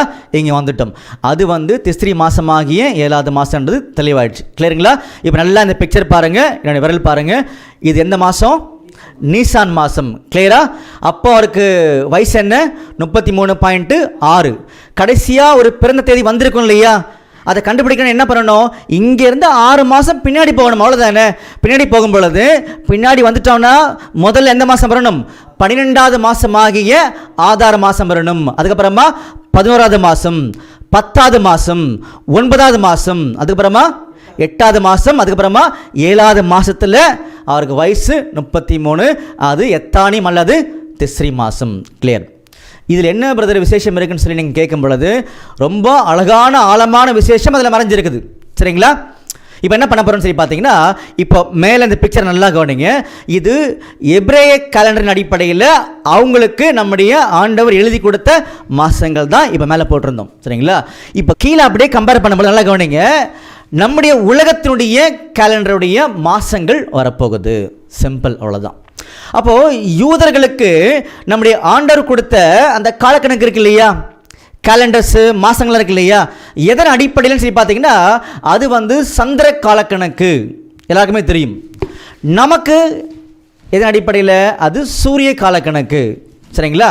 ஓகே. அதே நேரத்தில் பார்த்தீங்கன்னா இந்த யூதர்களுக்கு ஒரு மாதம் எப்போ தொடங்கும், எப்போ மாதம் பிறக்கும் சொல்லி பார்த்தீங்கன்னா அமாவாசையில் தான் மாதம் பிறக்கும்ன்றது தெரிஞ்ச விஷயங்கள். ஞாபகம் வச்சுக்கோங்க. சரிங்களா? இப்போ மேலே இருக்கிறது யூதர்களுடைய மாதங்கள் பார்த்து முடிச்சிட்டோம். சந்தேகம் மேலே இல்லை, கிளியரில் வசனம் பார்த்து தான் நம்ம முடிச்சிருக்கோம். இப்போ அப்படியே கீழே இறங்க போகிறோம். நல்லா கவனிங்க. இங்கே நீசான் சொல்லி வந்துச்சு அப்படின்னா இந்த நீசானுக்கு இசைவாக உலகத்தினுடைய மாதம் ஒன்று வரும் இல்லையா? அது எல்லாருக்குமே மிகவும் துல்லியமாக சரியாக தெரிந்த மாதங்கள். சந்தேகம் நமக்கு வேண்டுதான் அதில். புரிஞ்சுங்களா? ஓகே, நல்லா கவனிங்க. இப்போ நீசான் மாதம் உலகத்தினுடைய மாதம் வரும் பொழுது இங்கே என்ன வரும்னு சொல்லி பார்த்தீங்கன்னா கீழே வரும் பொழுது மார்ச் அல்லது ஏப்ரல் வரும். இது நீங்கள் இன்டர்நெட்டில் போட்டு பார்க்கலாம். இல்லை யூதர்கள் ரபீஸ் இருப்பாங்க இல்லையா, அவங்ககிட்ட நீங்கள் செக் பண்ணி பார்க்கலாம். இல்லை நீங்கள் எந்த சரித்திரம் வேணால் எடுத்து படித்து பார்க்கலாம். வேதாந்தி நல்லா படித்து பாருங்கள். தெளிவாக ஆண்டவர் என்ன பண்ணுவார்னா புரிய வைப்பார். நல்லா கவனிங்க. நீசான் மாதம் என்பது யூதர்களுடைய மாதம். இந்த மாதம் உலகத்துக்கு வரும் பொழுது எந்த மாதம் சொல்லி எடுத்துக்கலாம் அப்படின்னு சொல்லி பார்த்தீங்கன்னா மார்ச் அல்லது ஏப்ரல் வரும். சரிங்களா?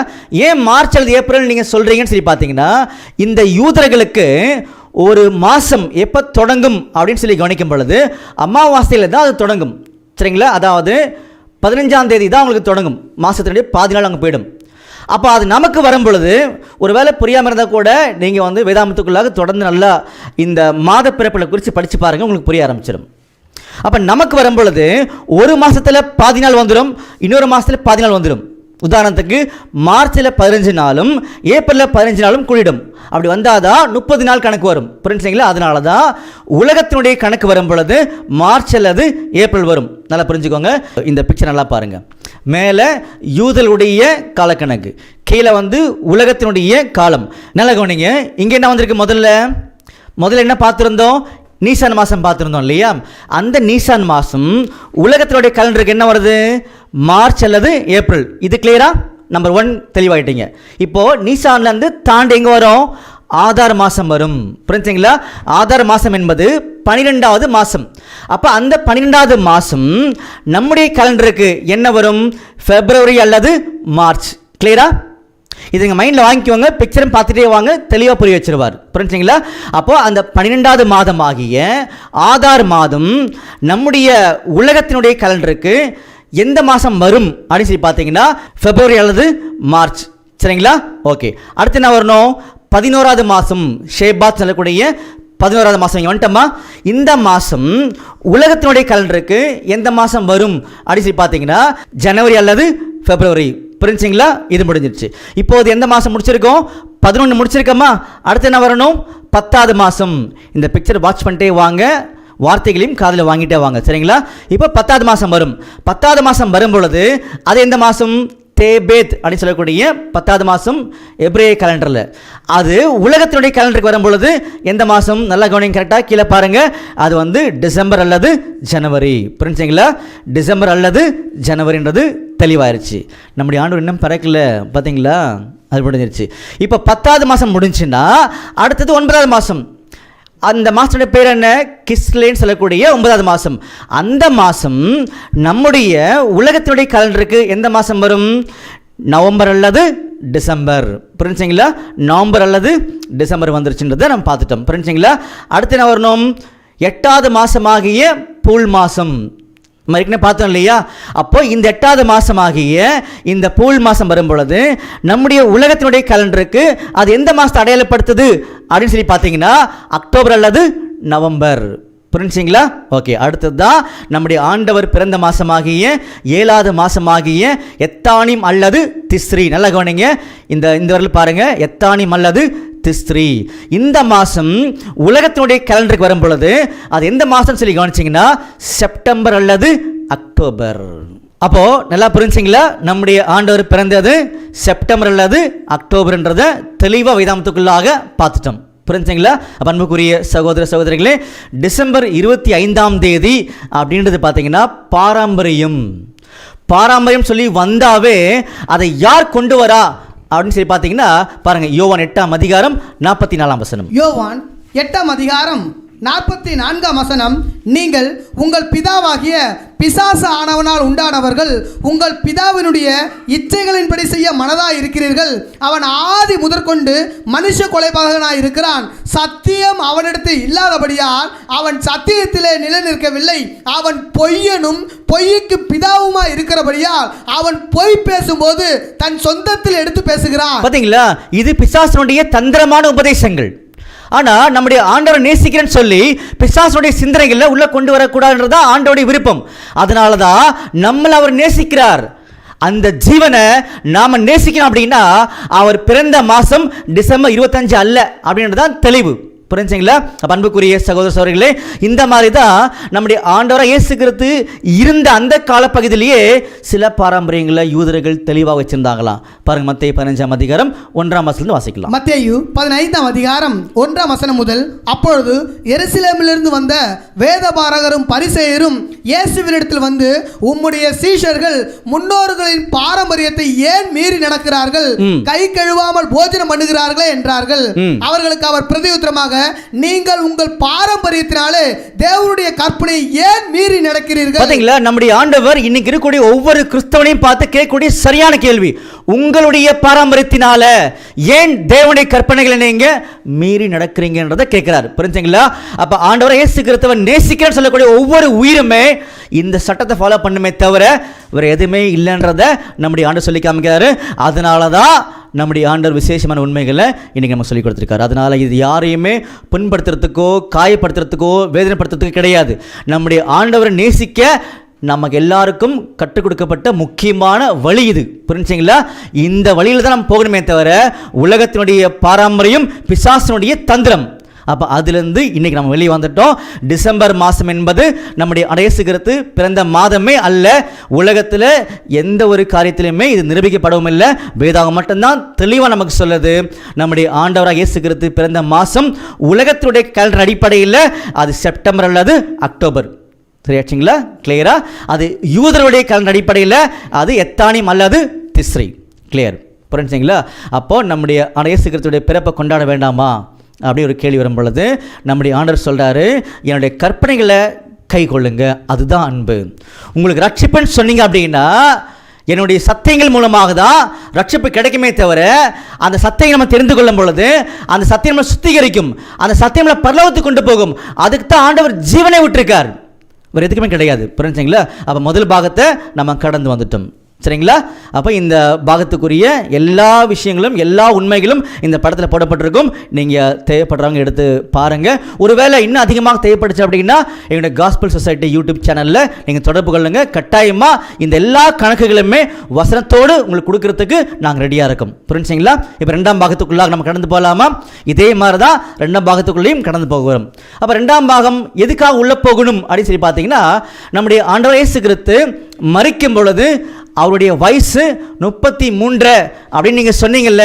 நாங்கள் நம்புகிறோம், நாங்கள் உலகத்தை பார்த்து நம்புகிறோம், ஆனால் வேதாமத்துக்குள்ள இருக்குன்னு நீங்கள் சொன்னீங்கல்ல, எப்படி இருக்கு சகோதரரே அப்படின்னு நீங்கள் கேட்டீங்க அப்படின்னா அதுக்கு சரியான சாட்சிகளை நம்முடைய ஆண்டவர் கொடுக்குறார். இப்போ என்ன பண்ணலாம்னு சொல்லி பார்த்தீங்கன்னா, கொஞ்சம் மெதுவாக டச் பண்ணி பார்க்கலாம். ஒருவேளை புரியல அப்படின்னா நம்ம ஸ்ட்ராங் டச் பண்ணி பார்க்கலாம் வசனத்தை. சரிங்களா? எப்படி மெதுவாக டச் பண்ணி பார்க்கலாம்னு சொல்லி பார்த்தீங்கன்னா, பாருங்கள், வெளிப்படுத்தின விசேஷத்தில் ஒரு அருமையான வசனம் வந்து கொடுக்கப்பட்டிருக்கு. படிக்கலாமா? வெளிப்படுத்தின விசேஷம் 11ஆம் அதிகாரம் 3ஆம் வசனம். வெளிப்படுத்தின விசேஷம் 11ஆம் அதிகாரம் 3ஆம் வசனம்.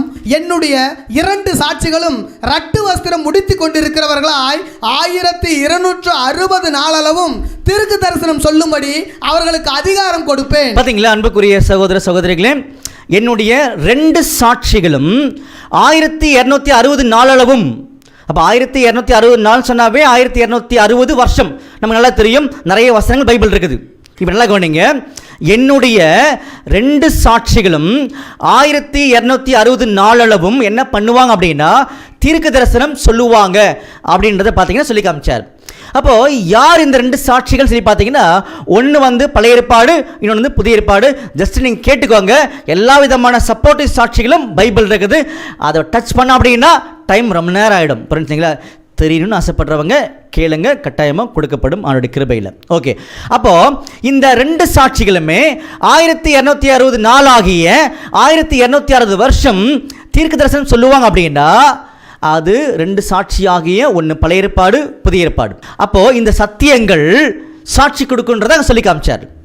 இதை ஏன் சகோதரரை இப்படி நீங்கள் சொல்லி காமிச்சிங்க, என்ன சம்பந்தம் அப்படின்னு சொல்லி கவனிக்கும் பொழுது சம்பந்தம் இருக்குது. நல்லா கவனிங்க, அந்த 2 சாட்சிகளுமே சத்தியம் இல்லையா? அந்த மாதிரி நம்முடைய ஆண்டவரை இயேசு கிறிஸ்துவுக்கு பேர் கூட சத்தியம்தான். பாருங்க, யோவான் 14ஆம் அதிகாரம் 6ஆம் வசனம். யோவான் 14ஆம் அதிகாரம் 6ஆம் வசனம். அதற்கு இயேசு, நானே வழியும் சத்தியமும் ஜீவனுமாய் இருக்கிறேன். பார்த்தீங்களா? நானே வழி, நான் தான் சத்தியம் சொல்லி காமிச்சார். அப்போ நம்முடைய ஆண்டவர் இயேசு கிறிஸ்து இந்த பூமிக்கு ஏன் வந்தாரு? சத்தியத்தை குறித்து சாட்சி கொடுக்க வந்தாரு. சத்தியவான் எவனும் என் சத்தம் கேட்பான்னு சொல்லி காமிச்சார் இல்லையா? பாருங்க, யோவான் 18ஆம் அதிகாரம் 37ஆம் வசனம். யோவான் 18ஆம் அதிகாரம் 37ஆம் வசனம். அப்பொழுது பிலாத்து அவரை நோக்கி, அப்படியானால் நீர் ராஜாவோ என்றான். இயேசு பிரதியுத்தரமாக, நீர் சொல்லுகிறபடி நான் ராஜா தான். சத்தியத்தை குறித்து சாட்சி கொடுக்க நான் பிறந்தேன். பார்த்தீங்களா? சத்தியத்தை குறித்து சாட்சி கொடுக்க நான் பிறந்தேன் அப்படின்னு சொல்லி காமிச்சார். அப்போ நல்லா கவனிக்க, என்ன சம்பந்தம் சொல்லி கவனிக்கும் பொழுது இந்த 1260 நாளாகிய 1260 வருஷம் இருக்கு இல்லையா? இந்த 1260 வருஷமும் 2 சாட்சிகளாகிய சத்தியங்கள் சாட்சி கொடுத்துட்டு இருந்துச்சான். புரிஞ்சுங்களா? அப்போது ஆண்டுடைய மகத்துவமான திட்டங்களில் உலகத்துக்கு சொல்லி, அதாவது ஆணுடைய பிள்ளைகளுக்கு சொல்லி அவங்க நல்லா என்கரேஜ் பண்ணிச்சுன்றதை சொல்லி காமிச்சாங்க. அந்த மாதிரி தான் சத்தியமாகிய நம்முடைய ஆண்டவர் இயேசு கிறிஸ்து இந்த 1260 நாளாகிய அந்த நாளினுடைய அடிப்படை கணக்காகிய 3.5 வருடம். நல்லா கவனிங்க, இந்த இடம் கொஞ்சம் புரியறதுக்கு சிரமமாக இருக்கலாம். இந்த 1260 எப்படி வந்துச்சுன்னு சொல்லி பார்த்தீங்கன்னா பாருங்க, தானியேல் 7ஆம் அதிகாரம் 24ஆம் வசனம் படிங்க. தானியேல் 7ஆம் அதிகாரம் 24ஆம் வசனம் முதல், அந்த 10 கொம்புகள் என்னவென்றால் அந்த ராஜ்யத்திலே எழும்பும் 10 ராஜாக்களாம். அவர்களுக்கு பின்பு வேறொருவன் எழும்புவான், அவன் முந்தினவர்களை பார்க்கலும் வேறா இருந்து 3 ராஜாக்களை தாழ்த்தி போட்டு உன்னதமானவருக்கு விரோதமான வார்த்தைகளை பேசி. நல்லா கவனிங்க, ஒரு சின்ன கொம்பு இருக்குதா, அந்த சின்ன கொம்பு உன்னதமானுடைய பரிசுத்தவான்களை ஒடுக்கும் அப்படின்னார். எவ்வளவு காலம் ஒடுக்கும் படிங்க. உன்னதமானவருக்கு விரோதமான வார்த்தைகளை பேசி உன்னதமானவருடைய பரிசுத்தவான்களை ஒடுக்கி காலங்களையும் பிரமாணங்களையும் மாற்ற நினைப்பான். அவர்கள் ஒரு காலமும் காலங்களும் அரை காலமும் செல்லும் மட்டும் அவன் கையில் ஒப்பு கொடுக்கப்படுவார்கள். பாத்தீங்களா, ஒரு காலம், காலங்கள், அரை காலம் சொன்னார். ஆங்கில வேதாந்தத்தில் படித்து பார்த்தீங்கன்னா a time, times, half a time போட்டிருப்பாங்க. மொத்தம் கூட்டி பார்த்தீங்கன்னா 3 வந்துடும். சரிங்களா, இந்த 3 முக்கியமான பொருள் தான் வெளிப்படுத்தின விசேஷத்தில் 1260 நாள் அப்படின்னு சொல்லியிருப்பாங்க. அந்த 1260 நாள் தான் 1260 வருஷன்றது கூட அதே வெளிப்படுத்தின விசேஷத்தில் சொல்லியிருப்பாங்க. வாசிக்கலாமா பாருங்க, வெளிப்படுத்தின விசேஷத்தில் 12ஆம் அதிகாரத்தில் 6ஆம் வசனம். வெளிப்படுத்துற விசேஷம் 12ஆம் அதிகாரம் 6ஆம் வசனம். ஸ்திரீயானவள் வனாந்திரத்திற்கு ஓடி போனால் அங்கே 1260 நாளளவும் அவளை போஷிப்பதற்காக தேவனால் ஆயத்தமாக்கப்பட்ட இடம் அவளுக்கு உண்டாயிருந்தது. பாத்தீங்களா, 1260 நாளளவும் சொன்னாரா? இதை கிராஸ் செக் பண்ணி பார்க்கலாமா? எதை இந்த 1260ன்றது 3 அப்படின்னு செக் பண்ணி பார்க்கலாமா? பாருங்க, அதிலே 14ஆம் வசனம் படிங்க. வெளிப்படுத்துற விசேஷம் 12ஆம் அதிகாரம் 14ஆம் வசனம். ஸ்திரீயானவள் அந்த பாம்பின் முகத்திற்கு விலகி ஒரு காலமும் காலங்களும் அரை காலமும் போஷிக்கப்படத்தக்கதாக வனாந்தரத்தில் உள்ள தன் இடத்துக்கு பறந்து போகும்படி பெருங்கழுகின் 2 சிறகுகள் அவளுக்கு கொடுக்கப்பட்டது. பாத்தீங்களா, காலம், காலங்கள், அரை காலம் வந்துருச்சா? அன்புக்குரிய சகோதரர்களே, இந்த இடம் கொஞ்சம் புரியாமல் இருக்கும், நான் மறுபடியும் ரிப்பீட் பண்ணுறேன், நல்லா கவனிங்க. இப்போ நம்முடைய ஆண்டவர் இயேசு கிறிஸ்து மரிக்கும் பொழுது 33 வயசு, அதை கண்டுபிடிக்க தான் உள்ளே வந்தோம். அப்படி வரும்போது ஒரு சின்ன சாட்சியாக டச் பண்ணி பார்க்கலான்னு சொல்லி உள்ளே வந்தோம். அப்படி டச் பண்ணி பார்க்கும் பொழுது வெளிப்படுத்தின விசேஷத்தில் 11ஆம் அதிகாரத்தில் 3ஆம் வசனம் போனோம். அங்கே போகும் பொழுது என்னுடைய 2 சாட்சிகளும் 1260 நாளளவும் சொல்லும் பொழுது அந்த 1260 நாள்ன்றது தீர்க்க தரிசன அடிப்படையில் 1260 வருஷன்றதை நம்ம புரிஞ்சுக்க போகிறோம் பின்னாடி. சரிங்களா, இப்போ மைண்டில் வச்சுக்கோங்க. அப்போது அந்த 2 சாட்சிகள், ஒன்று பழைய ஏற்பாடு, இன்னொன்று புதிய ஏற்பாடு, அவங்க தீர்க்க தரிசனம் சொல்லுவாங்கன்றதை அங்கே சொன்னாங்க. அது கிளியர். அப்போ இதை எப்படி நம்முடைய ஆண்டவர் கூட கம்பேர் பண்ணுறீங்கன்னு சொல்லி கவனிக்கும் பொழுது அந்த 2 சாட்சிகள் ஆகிய சத்தியம் வந்து சாட்சி கொடுத்தது இல்லையா, அந்த மாதிரி நம்முடைய ஆண்டவராக இயேசு கிறிஸ்து தான் சத்தியம். புரிஞ்சுங்களா? சத்தியத்தை குறித்து சாட்சி கொடுக்க தான் அவர் வந்தான்றதும் தெளிவாயிடுச்சு. ஆனால் சத்தியமாகிய இந்த 2 சாட்சிகள் 1260 நாள் பண்ணிடுச்சு இல்லையா? அப்போ அதே மாதிரி சத்தியமாகிய நம்முடைய இயேசு கிறிஸ்துவும் அதே மாதிரி பண்ணணும் இல்லையா? அதை புரி வைக்கிறதுக்காக தான் இந்த 1260ன்றது இதோட அடிப்படை வந்து 3 வருடங்கள் அப்படின்றது காமிக்கப்பட்டது. எங்க? தானியேல் தீர்க்கதரிசன புஸ்தகத்தில். அதை கன்ஃபார்ம் பண்ணுறதுக்காக தான் வெளிப்படுத்தின விசேஷத்தில் 12ஆம் அதிகாரத்தில் 6ஆம் வசனம் போனோம். இன்னொரு வசனம் எங்கே போனோம்? வெளிப்படுத்தின விசேஷத்தில் 12ஆம் அதிகாரத்தில் 14ஆம் வசனம் போனோம். புரிஞ்சுங்களா? அப்போ அதே மாதிரி தான் 3 வருஷம் இந்த பூமியில் ஞானஸ்தானம் எடுத்ததிலிருந்து 3 வருஷம் நம்முடைய இயேசு கிறிஸ்து இந்த பூமியில் சாட்சி கொடுத்துட்டு இருந்தார் அப்படின்றது ஒரு உண்மை. இது ரொம்ப ஆச்சரியமான உண்மை. எத்தனை பேருக்கு அதை புரிஞ்சுக்கணும்னு சொல்லி தெரியல, இருந்தாலும் நீங்கள் கேட்டு வச்சுக்கோங்க, கட்டாயமாக அவனுடைய கிருபையில் புரிய வைப்பார். அப்போது இன்னும் கொஞ்சம் சிம்பிளாக ஏதாவது இருக்குதா அப்படின்னு சொல்லி கவனிக்கும் பொழுது ஒரு பேரபிள் இருக்குது, நம்ம பகிர்ந்துக்கலாம். நீங்கள் ட்ரை பண்ணி பாருங்கள் புரியுதான்றதை. சரிங்களா? பாருங்கள், லூக்காவில் 13ஆம் அதிகாரம் 6ஆம் வசனம். லூக்கா 13ஆம் அதிகாரம் 6ஆம் வசனம் முதல். அப்பொழுது அவர் ஒரு ஊமையும் சொன்னார். ஒருவன் தன் திராட்சை தோட்டத்தில் ஒரு அத்தி மரத்தை நட்டிருந்தான். பார்த்தீங்களா, ஒருவன் தன்னுடைய திராட்சை தோட்டத்தில் அத்தி மரத்தை அவர் வச்சிருந்தாராம். சரிங்களா? அவன் வந்து அதிலே கனியை தேடின போது, அப்போ யார் வந்து அந்த அத்தி மரத்தை வச்சாங்களோ அவர் கனியை தேடினாராம், கிடைக்கலையா? அப்பொழுது அவன் தோட்டக்காரனை நோக்கி, யாரை பார்த்து? தோட்டக்காரரை பார்த்து. புரிஞ்சுங்களா? அப்ப தோட்டத்துக்கு எஜமான ஒருத்தர் இருக்காரு, தோட்டக்காரர் ஒருத்தர் இருக்காரு. கிளியரா? இதோ 3 வருஷமாய் இந்த அத்திமரத்திலே கனியை தேடி வருகிறேன். பாத்தீங்களா? 3 வருஷமாக தேடி வருகிறேன் அப்படின்னாரு. ஒன்றையும் காணவில்லை, ஒண்ணுமே கிடைக்கல. இதை வெட்டி போடு, வெட்டிடுங்க அப்படின்ட்டார். இது நிலத்தையும் ஏன் கெடுக்கிறது என்றார். பாத்தீங்களா? நிலத்தை ஏன் கெடுக்குதுன்னு சொன்னார். அப்போ அந்த அத்திமரம் யாருன்னா இஸ்ரேல் ஜனங்கள். புரிஞ்சுங்களா? அப்போ அவங்க மத்தியில தான் பரலோகத்தின் ஆண்டவர் வந்து 3 வருஷமா என்ன பண்ணாருன்னா கனி தேடினார். அவங்க கொடுக்கவே இல்லை. சரிங்களா? நல்லா கவனிங்க. 3 வருஷமா தேடினார், கிடைக்கல. ஆனா வெட்டிடுங்கன்னு சொன்ன உடனே தோட்டக்காரர் என்ன பண்றாருன்னா ரெக்வஸ்ட் பண்றார். நம்முடைய ஆண்டவர் ரெக்வஸ்ட் பண்றாராம். படிங்க. அதற்கு அவன், ஐயா இது இந்த வருஷமும் இருக்கட்டும். பாத்தீங்களா? ஐயா அது இந்த வருஷமும் இருக்கட்டும். புரிஞ்சுங்களா? இந்த வருஷமும் இருக்கட்டும் சொல்லும் பொழுது இந்த ஒரு வருஷமும் இருக்கட்டும் சொல்லல, இந்த வருஷமும் இருக்கட்டும் சொன்னார் இல்லையா? அப்போ அந்த இந்த வருஷம்ன்றது 6 மாதங்கள். புரிஞ்சுங்களா? அப்போ அந்த 3 வருஷம் பரலோகத்தின் தேவன் கனி தேடினார், இஸ்ரேல் ஜனங்கள் கனி கொடுக்கல. இந்த வருஷமும் சொல்லும் பொழுது 6 மாசம் டைம், அதுக்குள்ள கனி கொடுத்தா பார்க்கலாம், இல்ல ஒட்டுமொத்தம் என்ன பண்ணிடலாம்னா வெட்டிலான்னு சொல்லி காமிச்சாங்க. நம்முடைய ஆண்டவர் அந்த 6 மாசமும் அவங்களுக்காக விசேஷமான உண்மைகளை சொல்லி காமிச்சாரு. அப்பவும் என்ன பண்ணலன்னா ஜனங்கள் திறந்ததுன்றதை நம்ம கவனிக்கிறோம். ஒரு அருமையான பேரபிள் பின்னாடி ஆண்டு சித்தமானால் நம்ம அதை கவனிக்கலாம். இப்போ என்ன புரிஞ்சுக்கிட்டோம் சொல்லி பார்த்தீங்கன்னா 3 இதுக்குள்ளே வந்துருச்சு. இது ஒரு சின்ன பாயிண்ட் தான், சின்ன க்ளூ, பட் ஆழமான உண்மை இருக்குது. இதுவும் புரியல எங்களுக்கு, இன்னும் ஸ்ட்ராங்காக எங்களுக்கு சொல்லுங்க அப்படின்னு சொன்னீங்கன்னா நமக்கு இருக்கிற மிகப்பெரிய சாட்சியா இருந்தா தானியேல் தீர்க்கதரிசி. அவர் மிஞ்சின சாட்சிக்குள்ள யாருமே போக முடியாது, அவரை சாட்சிக்கவும் முடியாது. புரிஞ்சுங்களா? உள்ள போய் பார்க்கலாமா? பாருங்க. தானியேல் 9ஆம் அதிகாரம் 25ஆம் வசனம். தானியேல் 9ஆம் அதிகாரம் 25ஆம் வசனம் முதல், இப்பொழுதும் நீ அறிந்து உணர்ந்து கொள்ள வேண்டியது என்னவென்றால். பாருங்க, ரொம்ப ஹம்பிளா தானியேல்கிட்ட சொல்ற மாதிரி நம்மகிட்ட சொல்றார்.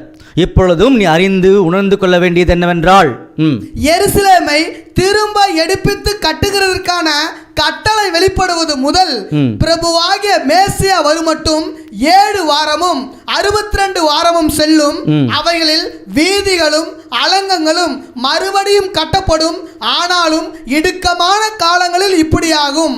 அன்புக்குரிய சகோதர சகோதரிகளே, இந்த ஒரு ப்ராஃபஸியை நாம கூட நிறைய டைம் வந்து இந்த மீட்டிங்கில் பார்த்துருக்கோம். சரிங்களா? இது எந்த காலப்பகுதியை பற்றி பேசுது அப்படின்னு சொல்லி பார்த்தீங்கன்னா 24ஆம் வசனம் நம்மளுக்கு ரொம்ப சாட்சியாக கொடுக்கப்பட்டிருக்கு. படிக்கலாமா? தானியேல் 9ஆம் அதிகாரம் 24ஆம் வசனம், மீறுதலை தவிர்க்கிறதற்கும் பாவங்களை தொலைக்கிறதற்கும் அக்கிரமத்தை நிவர்த்தி பண்ணுகிறதற்கும் நித்திய நீதியை வருவிக்கிறதற்கும் தரிசனத்தையும் தீர்க்க தரிசனத்தையும் முத்திரிக்கிறதற்கும் மகா பரிசுத்தம் உள்ளவரை அபிஷேகம் பண்ணுகிறதற்கும் உன் ஜனத்தின் மேலும் உன் பரிசுத்த நகரத்தின் மேலும் 70 வாரங்கள் செல்லும்படி குறிக்கப்பட்டிருக்கிறது. பார்த்தீங்களா? நம்ம ஏற்கனவே பார்த்துருக்கோம் 21 நாள் அப்படின்ற பாடத்தில் பார்த்துருக்கோம். ஒருவேளை இதை பற்றி இன்னும் ஆழமாக தெரியணும் அப்படின்னு சொல்லி ஆசைப்படுறவங்க எங்களோட காஸ்பல் சொசைட்டி யூடியூப் சேனலில் நீங்கள் போய் பாருங்கள். இந்த எல்லா கணக்குகளுமே அங்கே கொடுக்கப்பட்டிருக்கும் அந்த பாடத்தில். சரிங்களா? இப்போ நம்ம ஜஸ்ட் டச் பண்ணி பார்க்கலாம். அப்போது இது வந்து ஒரு ப்ராஃபஸி. சரிங்களா? அப்போது இது எவ்வளோ காலம் சொல்லி பார்த்தீங்கன்னா 70 வாரம் அப்படின்னு சொல்லப்பட்டிருக்குது. அது என்ன 70 வாரம்? இந்த பிக்சர் பாருங்கள், 70 வாரம் போடப்பட்டிருக்கா? அப்போது இது தீர்க்க தரிசனமாக இருக்கும் பொழுது அதோடைய காலக்கணக்கை தீர்க்க தரிசனம் என்ன ஃபார்முலா கொடுக்குதோ அப்படி தான் கண்டுபிடிக்கணும். புரிஞ்சுங்களா? அப்போ ஒரு வாரத்துக்கு எத்தனை நாள்? 7 நாள். புரிஞ்சுங்களா? அப்போ 70 வாரத்துக்கு எத்தனை நாள்? 490 நாள். பிக்சர் பார்த்தீங்களா? கரெக்ட். புரிஞ்சுங்களா? அப்போ 70 வாரம் என்பது 490 நாள். கிளியர். அடுத்தது இது தீர்க்க தரிசனமாக இருக்கும் பொழுது தீர்க்க தரிசன அடிப்படையில் இது எப்படி நம்ம பார்க்கணும் அப்படின்னு சொல்லி பார்த்தீங்கன்னா உதாரணத்துக்கு 2 வசனம் படிக்கலாம், நீங்கள் ரொம்ப கரெக்டாக தெளிவாயிடுவீங்க. வாசிக்கலாமா? பாருங்க. எசேக்கியேல் 4ஆம் அதிகாரம் 6ஆம் வசனம். எசேக்கியேல் 4ஆம் அதிகாரம் 6ஆம் வசனம், நீ இவைகளை நிறைவேற்றின பின்பு மறுபடியும் உன் வலது பக்கமாய் ஒருவழித்து யூதா வம்சத்தாரின் அக்கிரமத்தை 40 நாள் வரைக்கும் சுமக்க வேண்டும். ஒவ்வொரு வருஷத்துக்கு பதிலாக ஒவ்வொரு நாளை உனக்கு கட்டளையிட்டேன். நல்ல கவனிங்க. ஒவ்வொரு வருஷத்துக்கு பதிலாக ஒவ்வொரு நாள். புரிஞ்சுங்களா? அப்போ 1 இயர் ஈக்குவல் டு 1 டே அப்படின்னு சொன்னாரா? இது அப்படியே ரிவர்ஸ் சொல்லுவார் பாருங்க. என்னாகமம் 14ஆம் அதிகாரம் 34ஆம் வசனம். என்னாகமம் 14ஆம் அதிகாரம் 34ஆம் வசனம், நீங்கள் தேசத்தை சுற்றி பார்த்த 40 நாள் லக்கத்தின்படியே ஒவ்வொரு நாள் ஒவ்வொரு வருஷமாக நீங்கள் 40 வருஷம் உங்கள் அக்கிரமங்களை சுமந்து என் உடன்படிக்கைக்கு வந்த மாறுதலை உணர்வீர்கள். அன்புக்குரிய சகோதரர்களே, இதெல்லாம் வேதாமத்துக்குள்ளாக ஆச்சரியமாக கொடுக்கப்பட்ட உண்மைகள். நல்லா கவனிங்க. எசேக்கியேல் படிக்கும் பொழுது இந்த ஒரு வருஷம் ஒரு நாளாக எடுத்துக்கொள்ளுங்கள் அப்படின்னு சொன்னார். கிளியரா? அது எண்ணாமத்தில் வரும் பொழுது இந்த ஒரு நாளை ஒரு வருஷமாக என்ன பண்ணிக்கோங்கன்னா எடுத்துக்கோங்கன்னு சொன்னார். ஏன்னா இதெல்லாம் தீர்க்க தரிசனங்கள். அதன் அடிப்படையில் இந்த 490 நாள் என்பது 490 வருடம். புரிஞ்சுங்களா? அன்புக்குரிய சகோதரர்களே, நம்முடைய தானியேல் தீர்க்கதரிசன புஸ்தகத்தில் 9ஆம் அதிகாரத்தில் 24, 25 வசனங்களை வாசிக்கும் பொழுது மேசியாவை பற்றி சொல்லப்பட்டிருக்கும். மேசியா யாரு? மேசியா தான் நம்முடைய ஜீவன், கிறிஸ்து. புரிஞ்சுங்களா? அப்போ அவரை பற்றி சொல்லப்பட்ட அந்த கால தீர்க்க தரிசனத்தில் முக்கியமான பாகம் இது. இதை நம்ம கண்டுபிடிச்சோம் அப்படின்னா, புரிஞ்சுக்கிட்டோம் அப்படின்னா பிறப்பின் ரகசியங்கள் தெளிவாயிடும். அதே நேரத்தில் அவர் 3 வருஷம் ஊழியம் செய்தான்றதும் தெளிவாயிடும். சரிங்களா? அப்போ மறுபடியும் அந்த 24ஆம் வசனம் வாசிக்கலாமா? தானியேல் 9ஆம் அதிகாரம் 24ஆம் வசனம், மீறுதலை தவிர்க்கிறதற்கும் பாவங்களை தொலைக்கிறதற்கும் அக்கிரமத்தை நிவர்த்தி பண்ணுகிறதற்கும் நித்திய நீதியை வருவிக்கிறதற்கும் தரிசனத்தையும் தீர்க்க தரிசனத்தையும் முத்திரிக்கிறதற்கும் மகா பரிசுத்தமுள்ளவரை அபிஷேகம் பண்ணுகிறதற்கும் உன் ஜனத்தின் மேலும் உன் பரிசுத்த நகரத்தின் மேலும் 70 வாரங்கள் செல்லும்படி. பார்த்தீங்களா அன்புக்குரிய சகோதரர்களே, 70 வாரம் செல்லும்படி குறிக்கப்பட்டிருக்கிறது அப்படின்னு சொன்னார். அப்போ இந்த 70 வாரம் என்பது தீர்க்க தரிசன அடிப்படையில் 490 வருடம். இந்த கணக்கு பாருங்க, உங்களுக்கு கிளியரா புரியும், சந்தேகமே கிடையாது. சரிங்களா? அப்போ இந்த 490 வருடம் என்பது எங்க தொடங்கணும் அப்படி கேள்வி வந்துச்சு இல்லையா? அடுத்த வசனம் படிங்க. 25ஆம் வசனம், இப்பொழுதும் நீ அறிந்து உணர்ந்து கொள்ள வேண்டியது என்னவென்றால், எருசலேமை திரும்ப எடுப்பித்து கட்டுகிறதற்கான கட்டளை வெளிப்படுவது முதல் இங்க இருந்து தான் ஸ்டார்ட் பண்ணுமா? எதை? இந்த 490 வருஷத்தை இங்க இருந்து ஸ்டார்ட் பண்ணுமா? எங்க இருந்து? எருசலேமை திரும்ப எடுப்பித்து கட்டுவதற்கான கட்டளை வெளிப்பட்டது முதல் சொல்றாரு இல்லையா? அப்போ அந்த கட்டளை யார்கிட்ட வெளிப்பட்டது அப்படின்னு சொல்லி கவனிச்சிங்கன்னா, எஸ்ரா அப்படி சொல்லக்கூடிய ஒரு ஆசாரியன், ஒரு தீர்க்கதரிசி இருக்காராம். புரிஞ்சுங்களா? அப்போ அவர்கிட்ட தான் இந்த கட்டளையை அர்த்தசாஸ்திர ராஜா கொடுத்தார்ன்றது வேதம் சொல்லுது. படிக்கலாமா? பாருங்க, எஸ்ரா 7ஆம் அதிகாரம் 7ஆம் வசனம், அப்புறம் 13ஆம் வசனம். எஸ்ரா 7ஆம் அதிகாரம் 7ஆம் வசனம், அவனோடு கூட இஸ்ரவேல் புத்திரரிலும் ஆசாரியரிலும் லேவியரிலும் பாடகரிலும் வாசல் காவலரிலும் நிதன்மையரிலும் சிலர் அர்த்தசாஸ்திர ராஜாவின் 7ஆம் வருஷத்திலே. பாத்தீங்களா? இந்த 7ஆம் வருஷம் தான் உலகத்துல எந்த வருஷம் சொல்லி பாத்தீங்கன்னா 458 BC. இந்த 458 BC தான் அர்த்தசாஸ்திர ராஜாவுடைய 7ஆம் வருஷம். இந்த வருஷத்துல தான் கட்டளை பெறப்பட்டது. எதற்காக? அந்த ஆலயத்தை மறுபடியும் புதுப்பிக்கக்கூடிய அந்த கட்டளை பெறப்பட்டது. 13ஆம் வசனம் வாசிங்க, தெரியும். எஸ்ரா 7ஆம் அதிகாரம் 13ஆம் வசனம், நம்முடைய ராஜ்யத்தில் இருக்கிற இஸ்ரவேல் ஜனத்திலும் அதன் ஆசாரியரிலும் லேவியரிலும் உன்னோடு கூட எருசலேமுக்கு போக மனப்பூர்வமாய் இருக்கிற யாவரும் போகலாம் என்று நம்மாலே உத்தரவாகிறது. பாத்தீங்களா? நம்மாலே உத்தரவாகிறது. நீங்க தைரியமா என்ன பண்ணுங்க, அந்த ஆலயத்தினுடைய வேலைகளை செய்யுங்க அப்படின்ற ஆர்டரை வாங்கினது எஸ்ரா முதல்ல. அப்படி ஆர்டர் வாங்கப்பட்டது அல்லது ஆர்டர் கொடுக்கப்பட்ட வருஷம் பார்த்தீங்கன்னா 458 BC. அப்ப இங்க இருந்து எதை தொடங்கணும்? 490 வருஷம் தொடங்கணும். சிம்பிள். இந்த பிக்சர் பாருங்க, 458 BC இங்க இருக்கு இல்லையா? இங்க இருந்து நாம தானியேல் 9ஆம் அதிகாரத்தில் 24, 25 படிச்ச அந்த 70 வாரத்தினுடைய கணக்கு 490 வருஷம் இருக்கு இல்லையா? அது இங்கிருந்து ஸ்டார்ட் பண்ணணும். நல்லா கவனிங்க, ஸ்டார்ட் பண்றோம் பாருங்க. இங்கிருந்து ஸ்டார்ட் பண்ணீங்கன்னா 490 வருஷம் கடந்து போகணும். இந்த 458ன்றது BC. நல்லா புரிஞ்சுக்கோங்க, 458 BC.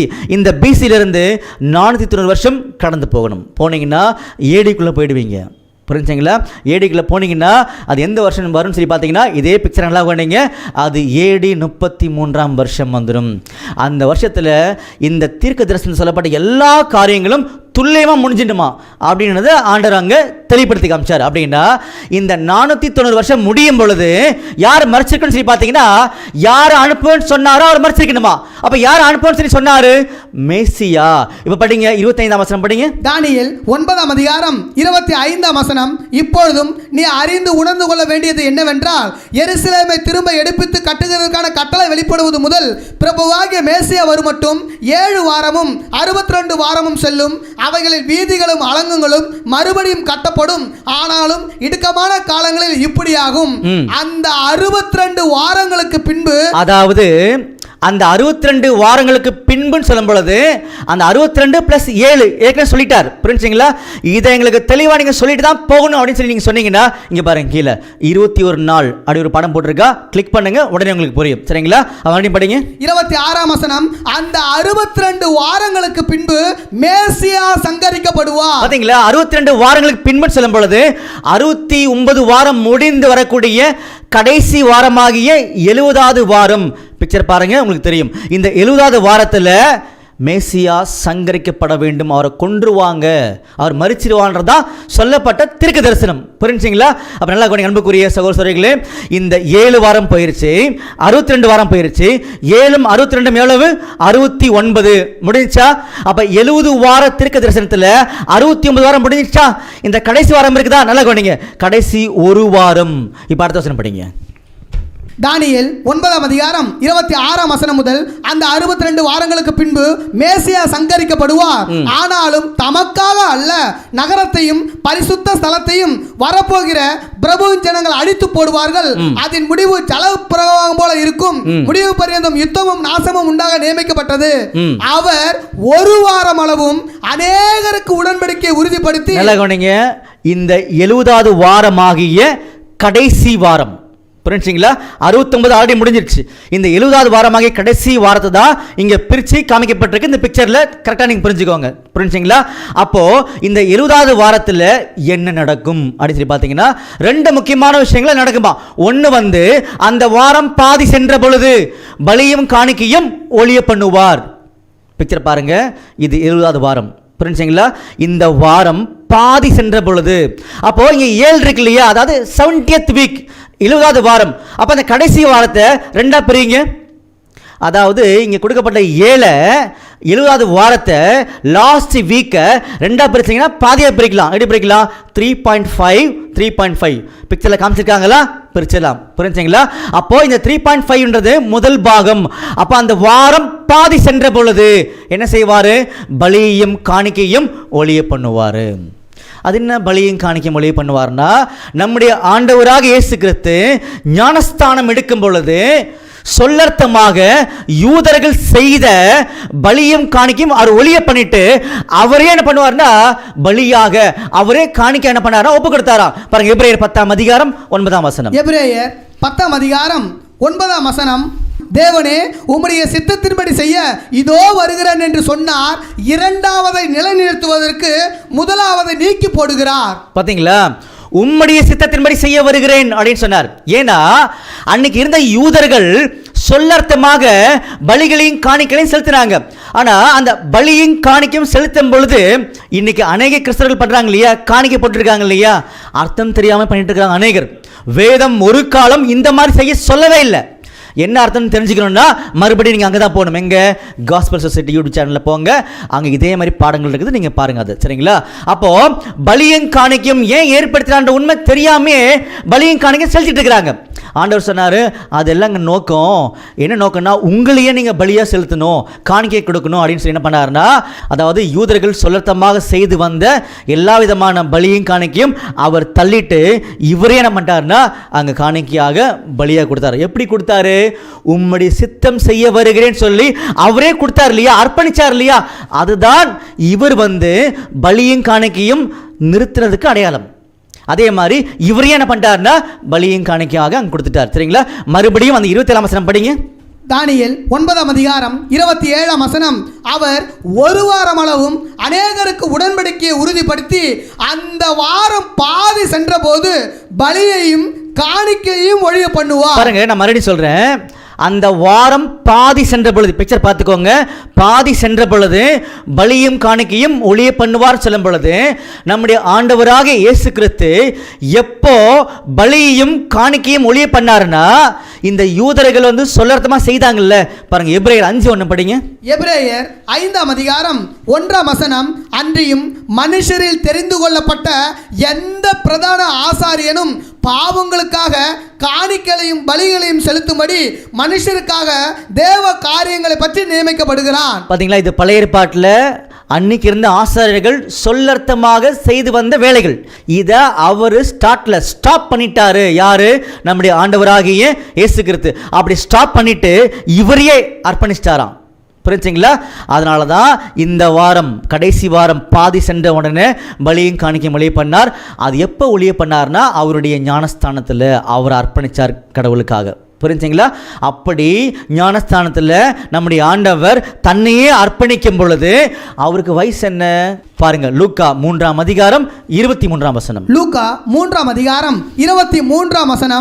அப்பொழுது இயேசு ஏறக்குறைய 30 வயதுள்ளவர் ஆனார். அன்புக்குரிய சகோதர சகோதரிகளே, நல்லா கவனிச்சுக்கோங்க. இந்த பிக்சர் ரொம்ப முக்கியம் உங்களுக்கு. புரிஞ்சுங்களா? இந்த கடைசி வாரத்தில் பாதி சென்ற உடனே பலியும் காணிக்கையும் ஒளிய பண்ணார்னா அவர் தன்னையே பலியாக கொடுத்துட்டார்ன்றது நம்பர் 1 தெளிவு. சரிங்களா? அப்படி பலியாக கொடுத்தது ஞானஸ்தானத்தில். அப்போ ஞானஸ்தானம் எடுக்கும்போது ஒரு வயசு என்ன? 30 வயசு. வசனம் படித்தோமா? நல்லா கவனிங்க. அந்த 30 வயசு சொல்லப்பட்டிருக்கும் பொழுது அது எந்த வருஷம்? உதாரணத்துக்கு பாருங்க, இன்னைக்கு நான் இருக்கேன் அப்படின்னா, இன்னைக்கு நான் இருக்கிறது 2021 இல்லையா? எனக்கு என்ன வயசு? 35 வயசு. புரிஞ்சுங்களா? அந்த மாதிரி நம்முடைய ஆண்டவர் வந்து ஞானஸ்தானம் எடுக்கும் பொழுது 30 வயசு. அது எந்த வருஷம் அப்படின்னு சொல்லி பார்த்தீங்கன்னா AD 29வது வருஷம். இதெல்லாம் இந்த ஒரு 70 வாரத்துக்கு தேசத்தில் கரெக்டாக ஆண்டவர் ஃபிட் பண்ணி வச்சிருக்காரு. புரிஞ்சுங்களா? அப்போ AD 29 தான் அந்த வாரத்தினுடைய பாதி. அப்போ அந்த வாரத்தினுடைய பாதியில் ஆண்டருக்கு என்ன வயசு? 30. என்ன பண்ணாரு? பலியும் காணிக்கையும் ஒளிய பண்ணார். சிம்பிளாக முடிச்சார். புரிஞ்சுங்களா? அப்போ அன்புக்குரிய சகோதரர்களே, 30வது வயசில் ஞானஸ்தானம் எடுத்தார். எடுக்கும் பொழுது இந்த வாரத்தில் அது பாதி. இன்னும் பாதி எவ்வளவு? 3 இருக்குதா? அதனால தான் ஞானஸ்தானம் எடுத்ததிலிருந்து இந்த 3 வருஷம் அவர் ஊழியம் செய்தார். தன்னையே முழுதுமாக அர்ப்பணித்தார். அந்த வாரத்தினுடைய கடைசி பகுதியாகிய 70வது வாரத்தினுடைய முடிவில் நம்முடைய ஆண்டவர் மரிச்சார். அது AD 33. இந்த பிக்சர் நல்லா கவனிச்சுக்கோங்க. புரிஞ்சுங்களா? பாருங்கள், 70வது வாரமாகிய கடைசி வாரம் 2 பாகமாக பிரிக்கப்பட்டிருக்குது. ஃபஸ்ட் பாகத்தில் 3, 2வது பாகத்தில் 3. இந்த முதலாம் பாகத்துடைய 3ல் நம்முடைய ஆண்டவர் ஞானஸ்தானம் வாங்குறாரு. அது AD 29. வயசு அவருக்கு 30. புரிஞ்சுங்களா? இன்னும் எவ்வளோ பெண்டிங் இருக்குது? 3 வருஷம். டைரக்டாக வேதாகமத்தில் நிரூபிக்கப்பட்ட அசைக்க முடியாத சாட்சி. புரிஞ்சுங்களா? மனசாட்சி இருக்கிறவங்க கரெக்டாக வசனத்தை கவனிப்பாங்க. அப்போ 3 வருஷம் நம்முடைய ஆண்டவர் ஊழியம் செய்தான்றது தெளிவு. அப்போது AD 33 அவருக்கு வயசு 33 வயசுன்றதும் தெளிவாகிடுச்சு. புரிஞ்சுங்களா? அப்போ அன்புக்குரிய சகோதர சகோதரிகளே, 2 முக்கியமான பாகங்களை இப்போ நம்ம முடிச்சிருக்கோம்.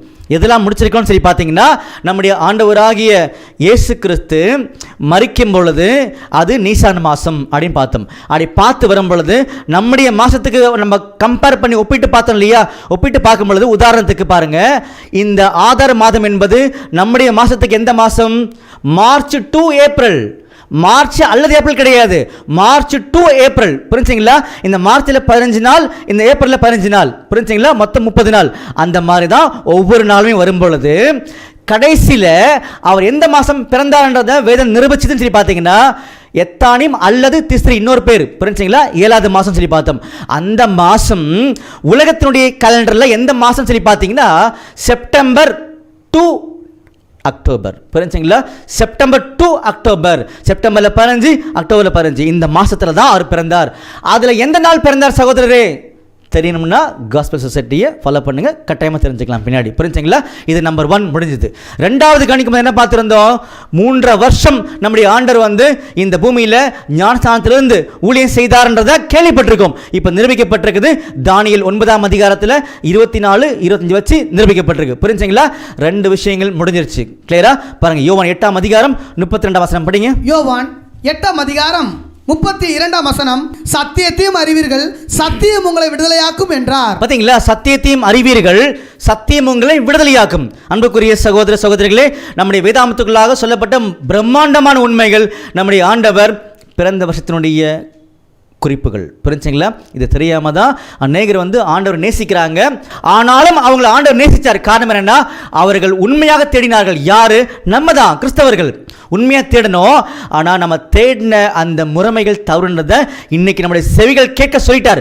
மறுபடியும் அதை தேடணும் அப்படின்னா ஆண்டவர் நம்மளை கைவிட்டுருவார்ன்றது தான் உண்மை. சரிங்களா? ஏன்னா அவர் என்ன பண்ண மாட்டார்னா, தவறான காரியங்களை ஒருபோதும் என்கரேஜ் பண்ண மாட்டார். உதாரணத்துக்கு பாருங்க, அப்போஸ்தலர் 17ஆம் அதிகாரம் 30ஆம் வசனம். அப்போஸ்தலர் 17ஆம் அதிகாரம் 30ஆம் வசனம், அறியாமை உள்ள காலங்களை தேவன் காணாதவர் போல் இருந்தார், இப்பொழுதோ மனம் திரும்ப வேண்டும் என்று எங்கும் உள்ள மனுஷர் எல்லாருக்கும் கட்டளை இடுகிறார். பாத்தீங்களா? இதுக்கு முன்னாடி நம்ம தெரியாம இருந்தோம் இல்லையா, நான் அப்படியே ஃபுல்லா மன்னிச்சிரேன்னு சொல்லிட்டார் ஆண்டவர். காரணம் என்னன்னா, அவருடைய கிருபை பெருசு, அவருடைய இரக்கங்கள் பெருசு. ஆனா இன்னைக்கு எல்லாருடைய காதுகளும் கேட்கும்படி செய்துட்டாரு. இன்னும் கொஞ்ச நாள்ல ஒட்டுமொத்த உலகமும் தெரிஞ்சுப்பாங்க நம்முடைய ஆண்டவர் டிசம்பர் 25 பிறக்கலன்றதை மனப்பூர்வமாக ஏற்றுக்கொண்டு தான் ஆக வேண்டும். ஏன்னா அது சத்தியம். புரிஞ்சுங்களா? இது என்னைக்கே மாறாது. அப்போ அந்த வகையில் நாம் வி ஆர் பிளஸ்ட் டுடே. புரிஞ்சுங்களா? அப்போ அடுத்து முக்கியமான 3ஆம் பாகத்துக்குள்ளாக கடந்து போக போகிறோம். 3ஆம் பாகம் என்னன்னு சொல்லி பார்த்தீங்கன்னா, நம்முடைய ஆண்டவர் எந்த வருடத்தில் பிறந்தார். 2 நிமிஷத்தில் குயிக்காக அந்த பாயிண்டை முடிச்சிடலாம். ஏன்னா நம்ம தேவையான இன்ஃபர்மேஷன் நம்ம கையில் இருக்குது. அதனால் நம்மளுக்கு கவலை கிடையாது. புரிஞ்சுங்களா? இப்போ நல்லா கவனிங்க. நம்முடைய ஆண்டவர் மரித்த வருடம் AD 33 கிளியர். எந்த மாதம்? Nisan clear. புரிஞ்சுங்களா? மரிக்கும் பொழுது அவருக்கு என்ன வயசு? 33. இப்போ தான் பார்த்து முடித்தோம் தானியேல் ப்ராஃபஸி வச்சு. கிளியரா? அப்போ AD இங்கே இந்த பிக்சர் பாருங்க, நல்லா பாருங்க. AD 33 அவருடைய வயசு 33.6, 33. சரிங்களா? அப்போ பின்னாடி வரணும் இல்லையா? அவர் பிறந்த அந்த வருடத்தை கண்டுபிடிக்கிறதுக்காக பின்னாடி வரணும் இல்லையா? பின்னாடி வாங்கலாம். அப்படியே நீங்கள் இந்த பிக்சர் பாருங்கள். ஃபுல்லாக அந்த வருஷங்களை எக்ஸ்பிளைன் பண்ணுறதுக்கு டைம் கிடையாது. நீங்களே பின்னாடி வாங்க. பாருங்கள், AD 33 அவருக்கு வயசு 33. அடுத்து என்ன வரும்? பின்னாடி வந்தோம்னா AD 32 வரும். அப்போ அவருக்கு என்ன வயசு? 33 வயசு. புரிஞ்சுங்களா? அப்படியே பின்னாடி வந்தீங்கன்னா இந்த பிக்சர் பாருங்கள், நீங்களே கரெக்டாக புரிஞ்சுக்கலாம். BC 2 நம்முடைய ஆண்டவர் பிறந்தார். BC 2 நம்முடைய ஆண்டவர் பிறந்தான்றதா வேதாமத்துடைய சத்தியம். இதுதான் உண்மையை தவிர வேற எந்த காலப்பகுதியுமே கிடையாது. BC 4 5 6 இதெல்லாம் தவறான காரியங்கள்ன்றத நம்முடைய ஆண்டவர் சொல்லிட்டார். இப்போ நம்ம பார்த்த இந்த காரியங்கள் எல்லாமே வேதாமத்துக்குள்ளே இருந்து நிரூபிக்கப்பட்ட காரியங்கள். புரிஞ்சுங்களா? இப்போ 3ஆம் பாகத்துக்குள்ளாக நம்ம வரத்துக்காக தான் முதல் 2 பாகங்களில் வசனத்தோடு நம்ம பார்த்து உள்ள வந்தோம். அப்போ 3ஆம் பாகம் மிகவும் எளிமையாக முடிஞ்சிச்சு நமக்கு. புரிஞ்சுங்களா? அப்போ BC 2 நம்முடைய இயேசு கிறிஸ்து பிறந்தார். அது எந்த மாதம் அப்படின்னு கேட்டீங்கன்னா செப்டம்பர் to அக்டோபர். கிளியராக முடிச்சிட்டார். புரிஞ்சுங்களா? பண்புக்குரிய சகோதரர்களே, இவ்வளோ பெரிய மாபெரும் உண்மையை என்னை நேசிக்கக்கூடிய, நான் நேசிக்கக்கூடிய ஆண்டரை பற்றி எனக்கு சொல்லிக் கொடுக்கப்பட்டிருக்கு. we are blessed today. புரிஞ்சுங்களா? பண்புக்குரிய சகோதரர்களே, அப்படிப்பட்ட பிரம்மாண்டமான உண்மைகளை, அவரை பற்றின, அதாவது ஜீவனை பற்றின காரியங்களை நமக்கு சொல்லிக் கொடுத்துருக்காரு இல்லையா? நாம் என்ன கிஃப்ட் அவருக்கு கொடுக்கலாம்? இன்னைக்கு உலகத்தில் பாரம்பரியமாக அநேகர் டிசம்பர் 25 கிறிஸ்டியன்ஸ் கொண்டாடுறாங்க கிறிஸ்மஸா. அதுக்கும் பைபிளுக்கும் சம்மந்தமே கிடையாது. எல்லாரும் கிஃப்ட் கொடுக்குறாங்க ஒவ்வொருத்தருக்கா இல்லையா? ஒவ்வொருத்தரையா கொடுக்கக்கூடாது. நம்முடைய ஆண்டவருக்கு தான் கிஃப்ட் கொடுக்கணும். என்ன கிஃப்ட் கொடுக்கலாம்? வாசிக்கலாமா? பாருங்க, மத்தேயுல 2ஆம் அதிகாரத்தில் 11ஆம் வசனம். மத்தேயு 2ஆம் அதிகாரம் 11ஆம் வசனம். அவர்கள் அந்த வீட்டுக்குள் பிரவேசித்து பிள்ளையையும் அதன் தாயாகிய மரியாதையும் கண்டு சாஷ்டாங்கமாய் விழுந்து அதை பணிந்து கொண்டு தங்கள் பொக்கிஷங்களை திறந்து பொன்னையும் தூப வர்க்கத்தையும் வெள்ளை போலத்தையும் அதற்கு காணிக்கையாக வைத்தார்கள். பாத்தீங்களா? நம்முடைய ஆண்டவர் இயேசு கிறிஸ்து ரட்சகர் தாவீதின் ஊரில் பிறந்திருக்கார். உலகத்துக்கு மாபெரும் நற்செய்தி இல்லையா? இந்த நற்செய்தி தான் ஒவ்வொரு நாளுமே கொண்டாடணும் நாம. புரிஞ்சுங்களா?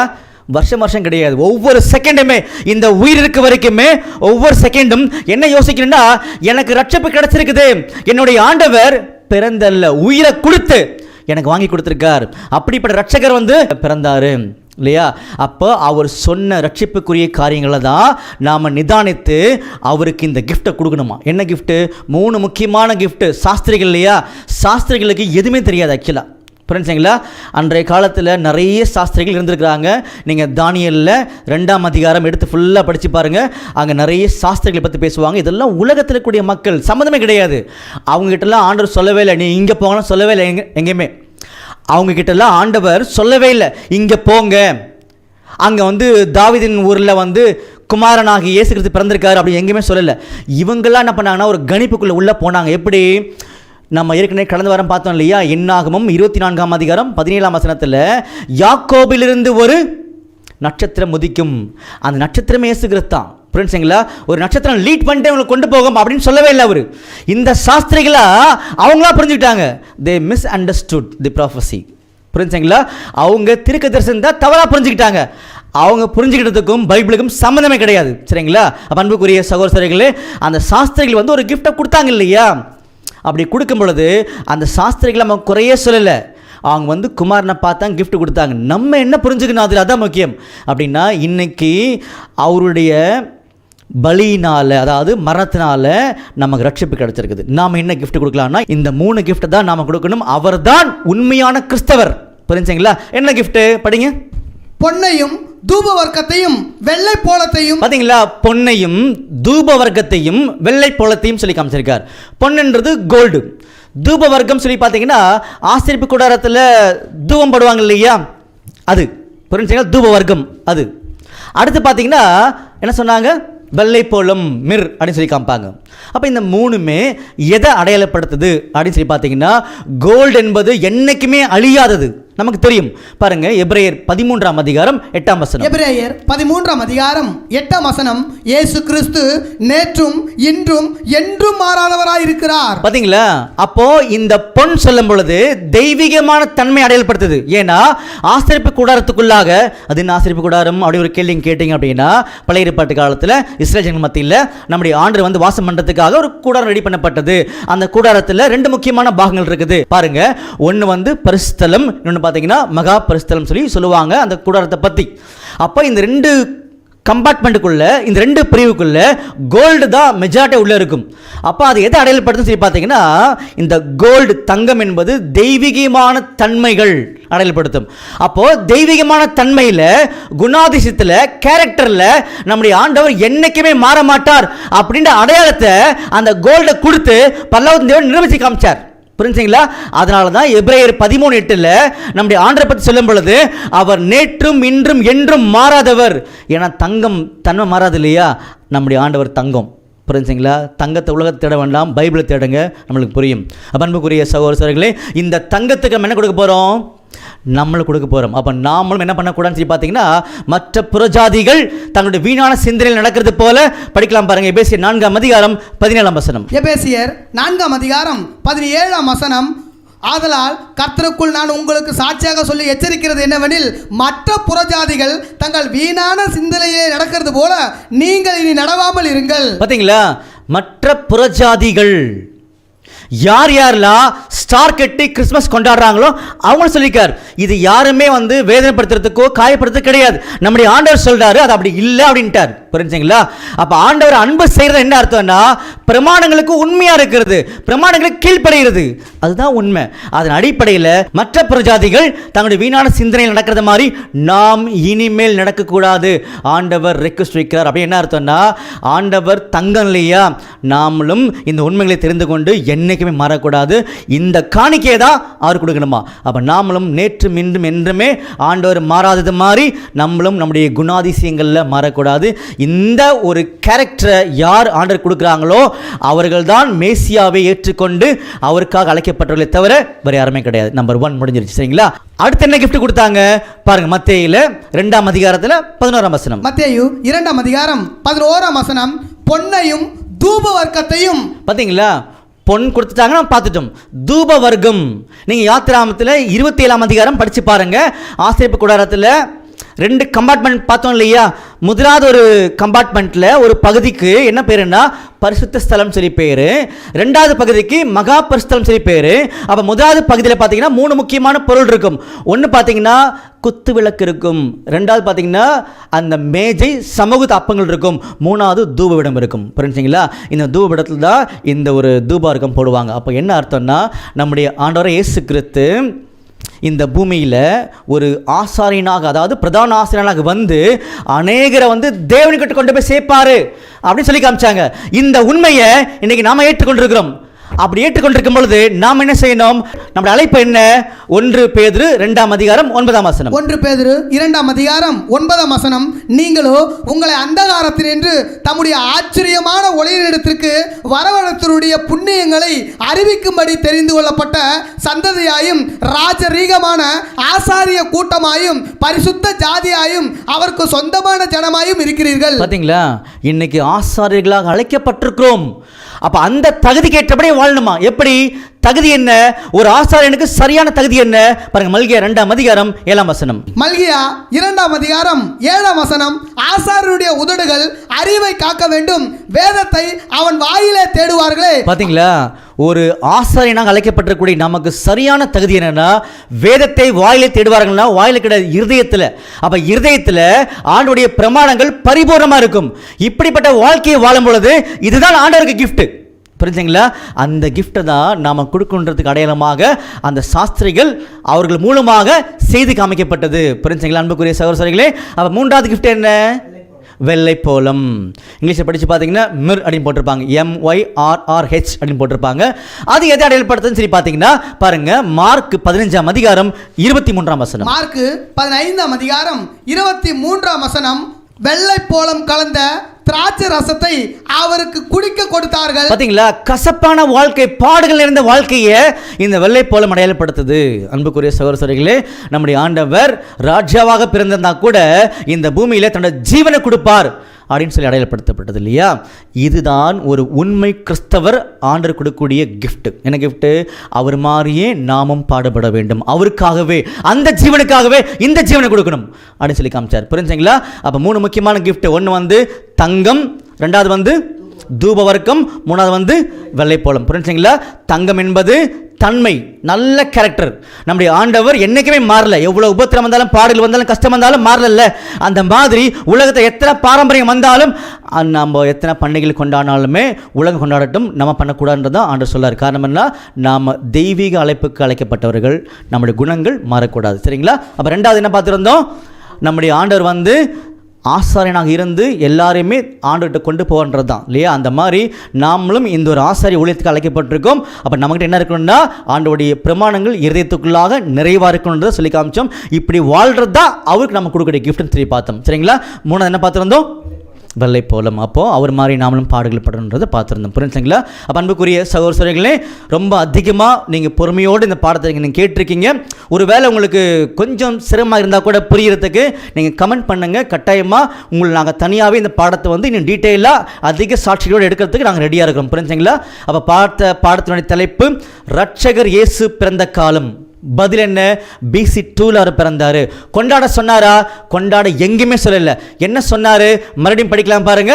லூக்கா 2:10. லூக்கா 2:10 தேவதூதன் அவர்களை நோக்கி, பயப்படாதிருங்கள், இதோ எல்லா ஜனத்துக்கும் மிகுந்த சந்தோஷத்தை உண்டாக்கும் நற்செய்தியை உங்களுக்கு அறிவிக்கிறேன். பாத்தீங்களா? நமக்கு என்ன கிடைச்ச முக்கியமான சந்தோஷமே நற்செய்தி. நம்முடைய ரட்சகர் ஏற்கனவே பிறந்துட்டார், அவர் மரிச்சார், இன்னைக்கு ரட்சிப்புக்குரிய காரியங்களை கையில் கொடுத்திருக்கார். அது என்ன? உண்மைகள். இந்த உண்மைக்கு உண்மையா வாழ்மை தவிர சொல்லர்த்தமாக வேதாமத்தை நம்ம வந்து பார்த்து வாழக்கூடாதுன்றதையும் தெளிவுபடுத்தி காமிச்சார். புரிஞ்சுங்களா? அப்ப நம்முடைய ஆண்டவர் பிறந்ததுடைய முக்கியமான நோக்கமே ரட்சிப்பு கொடுக்கறதுக்காக. அதைத்தான் நம்ம வந்து நாளுக்கு நாள் வந்து கீழ்ப்படியோடு காமிக்கணுமே தவிர, ரட்சிப்புக்குள்ள போகணுமே தவிர சுலர்த்தமாக கொண்டாட எங்கேயுமே அவர் சொல்லலைன்றதை தெளிவாக புரிஞ்சுக்கலாம். இன்னைக்கு அநேகருடைய கண்கள் மறைக்கப்பட்டிருக்கின்றது தெரியுது இல்லையா? அப்போ அன்புக்குரிய சகோதரர்களே, அப்போ ஸ்டார் பத்தி நம்ம கடந்த வாரமே பார்த்துட்டோம். புரிஞ்சுங்களா?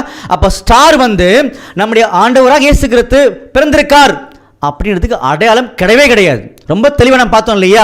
பாருங்க, அதிலே படிக்கலாம் பாருங்க. லூக்கால 2:10 படிங்க. லூக்கா 2:10 முதல் தேவதூதன் அவர்களை நோக்கி, பயப்படாதிருங்கள், இதோ எல்லா ஜனத்துக்கும் மிகுந்த சந்தோஷத்தை உண்டாக்கும் நற்செய்தி உங்களுக்கு அறிவிக்கிறேன். இன்று கர்த்தராகிய கிறிஸ்து என்னும் இரட்சகர் உங்களுக்கு தாவீதின் ஊரிலே பிறந்திருக்கிறார். பிள்ளையை துணிகளில் சுற்றி முன்னணியில் கிடைத்திருக்க காண்பீர்கள். பாத்தீங்களா? இதுவே உங்களுக்கு அடையாளமே தவிர ஸ்டார் கிடையாது. புரிஞ்சுங்களா? அந்த ஸ்டாரை நம்ம ஜஸ்ட் ஸ்கிப் பண்ணிடலாம், நமக்கு அது தேவையில்லை. ஏன்னா நம்முடைய ஆண்டவர் எங்கேயுமே அங்கீகரிக்கல. அது புரிஞ்சுங்களா? ஏன்னா அந்த ஸ்டார் வந்து பிள்ளைகிட்ட நேரடியாக வழி நடத்தல, ஸ்ட்ரெயிட்டாக எங்கே போச்சு? ஏரோதுக்கிட்ட போச்சு. சரிங்களா? இந்த மாதிரி நிறைய காரியங்கள் உள்ளே இருக்குது. அதனால நமக்கு ஸ்டார் தேவையில்லை. நமக்கு ஒரே அடையாளம், பிள்ளையை துணியில் சுற்றி முன்னணியில் கிடத்திருப்பார்கள். அதுக்கு என்ன பொருள்ன்றதை கடந்த வாரம் பார்த்தோம் இல்லையா? அப்போ பர்ஃபெக்டாக நம்முடைய ஆண்டவரை இந்த பூமியில் பரலோகத்தின் தேவன் கொடுத்துருக்கிறார். இதுதான் அடையாளமே தவிர வேறு எதுவுமே அடையாளம் கிடையாது. புரிஞ்சுங்களா? அப்போ இன்றைக்கி பார்த்த பாடத்தில் ரட்சகர் இயேசு பிறந்த காலம் BC 2ல் அவர் பிறந்தார். பிறந்த மாதம் பார்த்தீங்கன்னா செப்டம்பர் to அக்டோபர்ன்றதையும் பார்த்தோம். புரிஞ்சுங்களா? அப்போ நம்முடைய ஆண்டவர் இயேசு கிறிஸ்துவுடைய உண்மைகள் நாம் தெரிந்து கொண்டோம். அந்த உண்மைக்கு உலகம் வந்து வாழலை, இன்னைக்கு நாம் வாழும். அப்படி வாழ்ந்து நம்முடைய ரட்சகரை மகிமைப்படுத்த ஆண்டவர் தாமே கிருபை செய்வாராக. ஆமென்.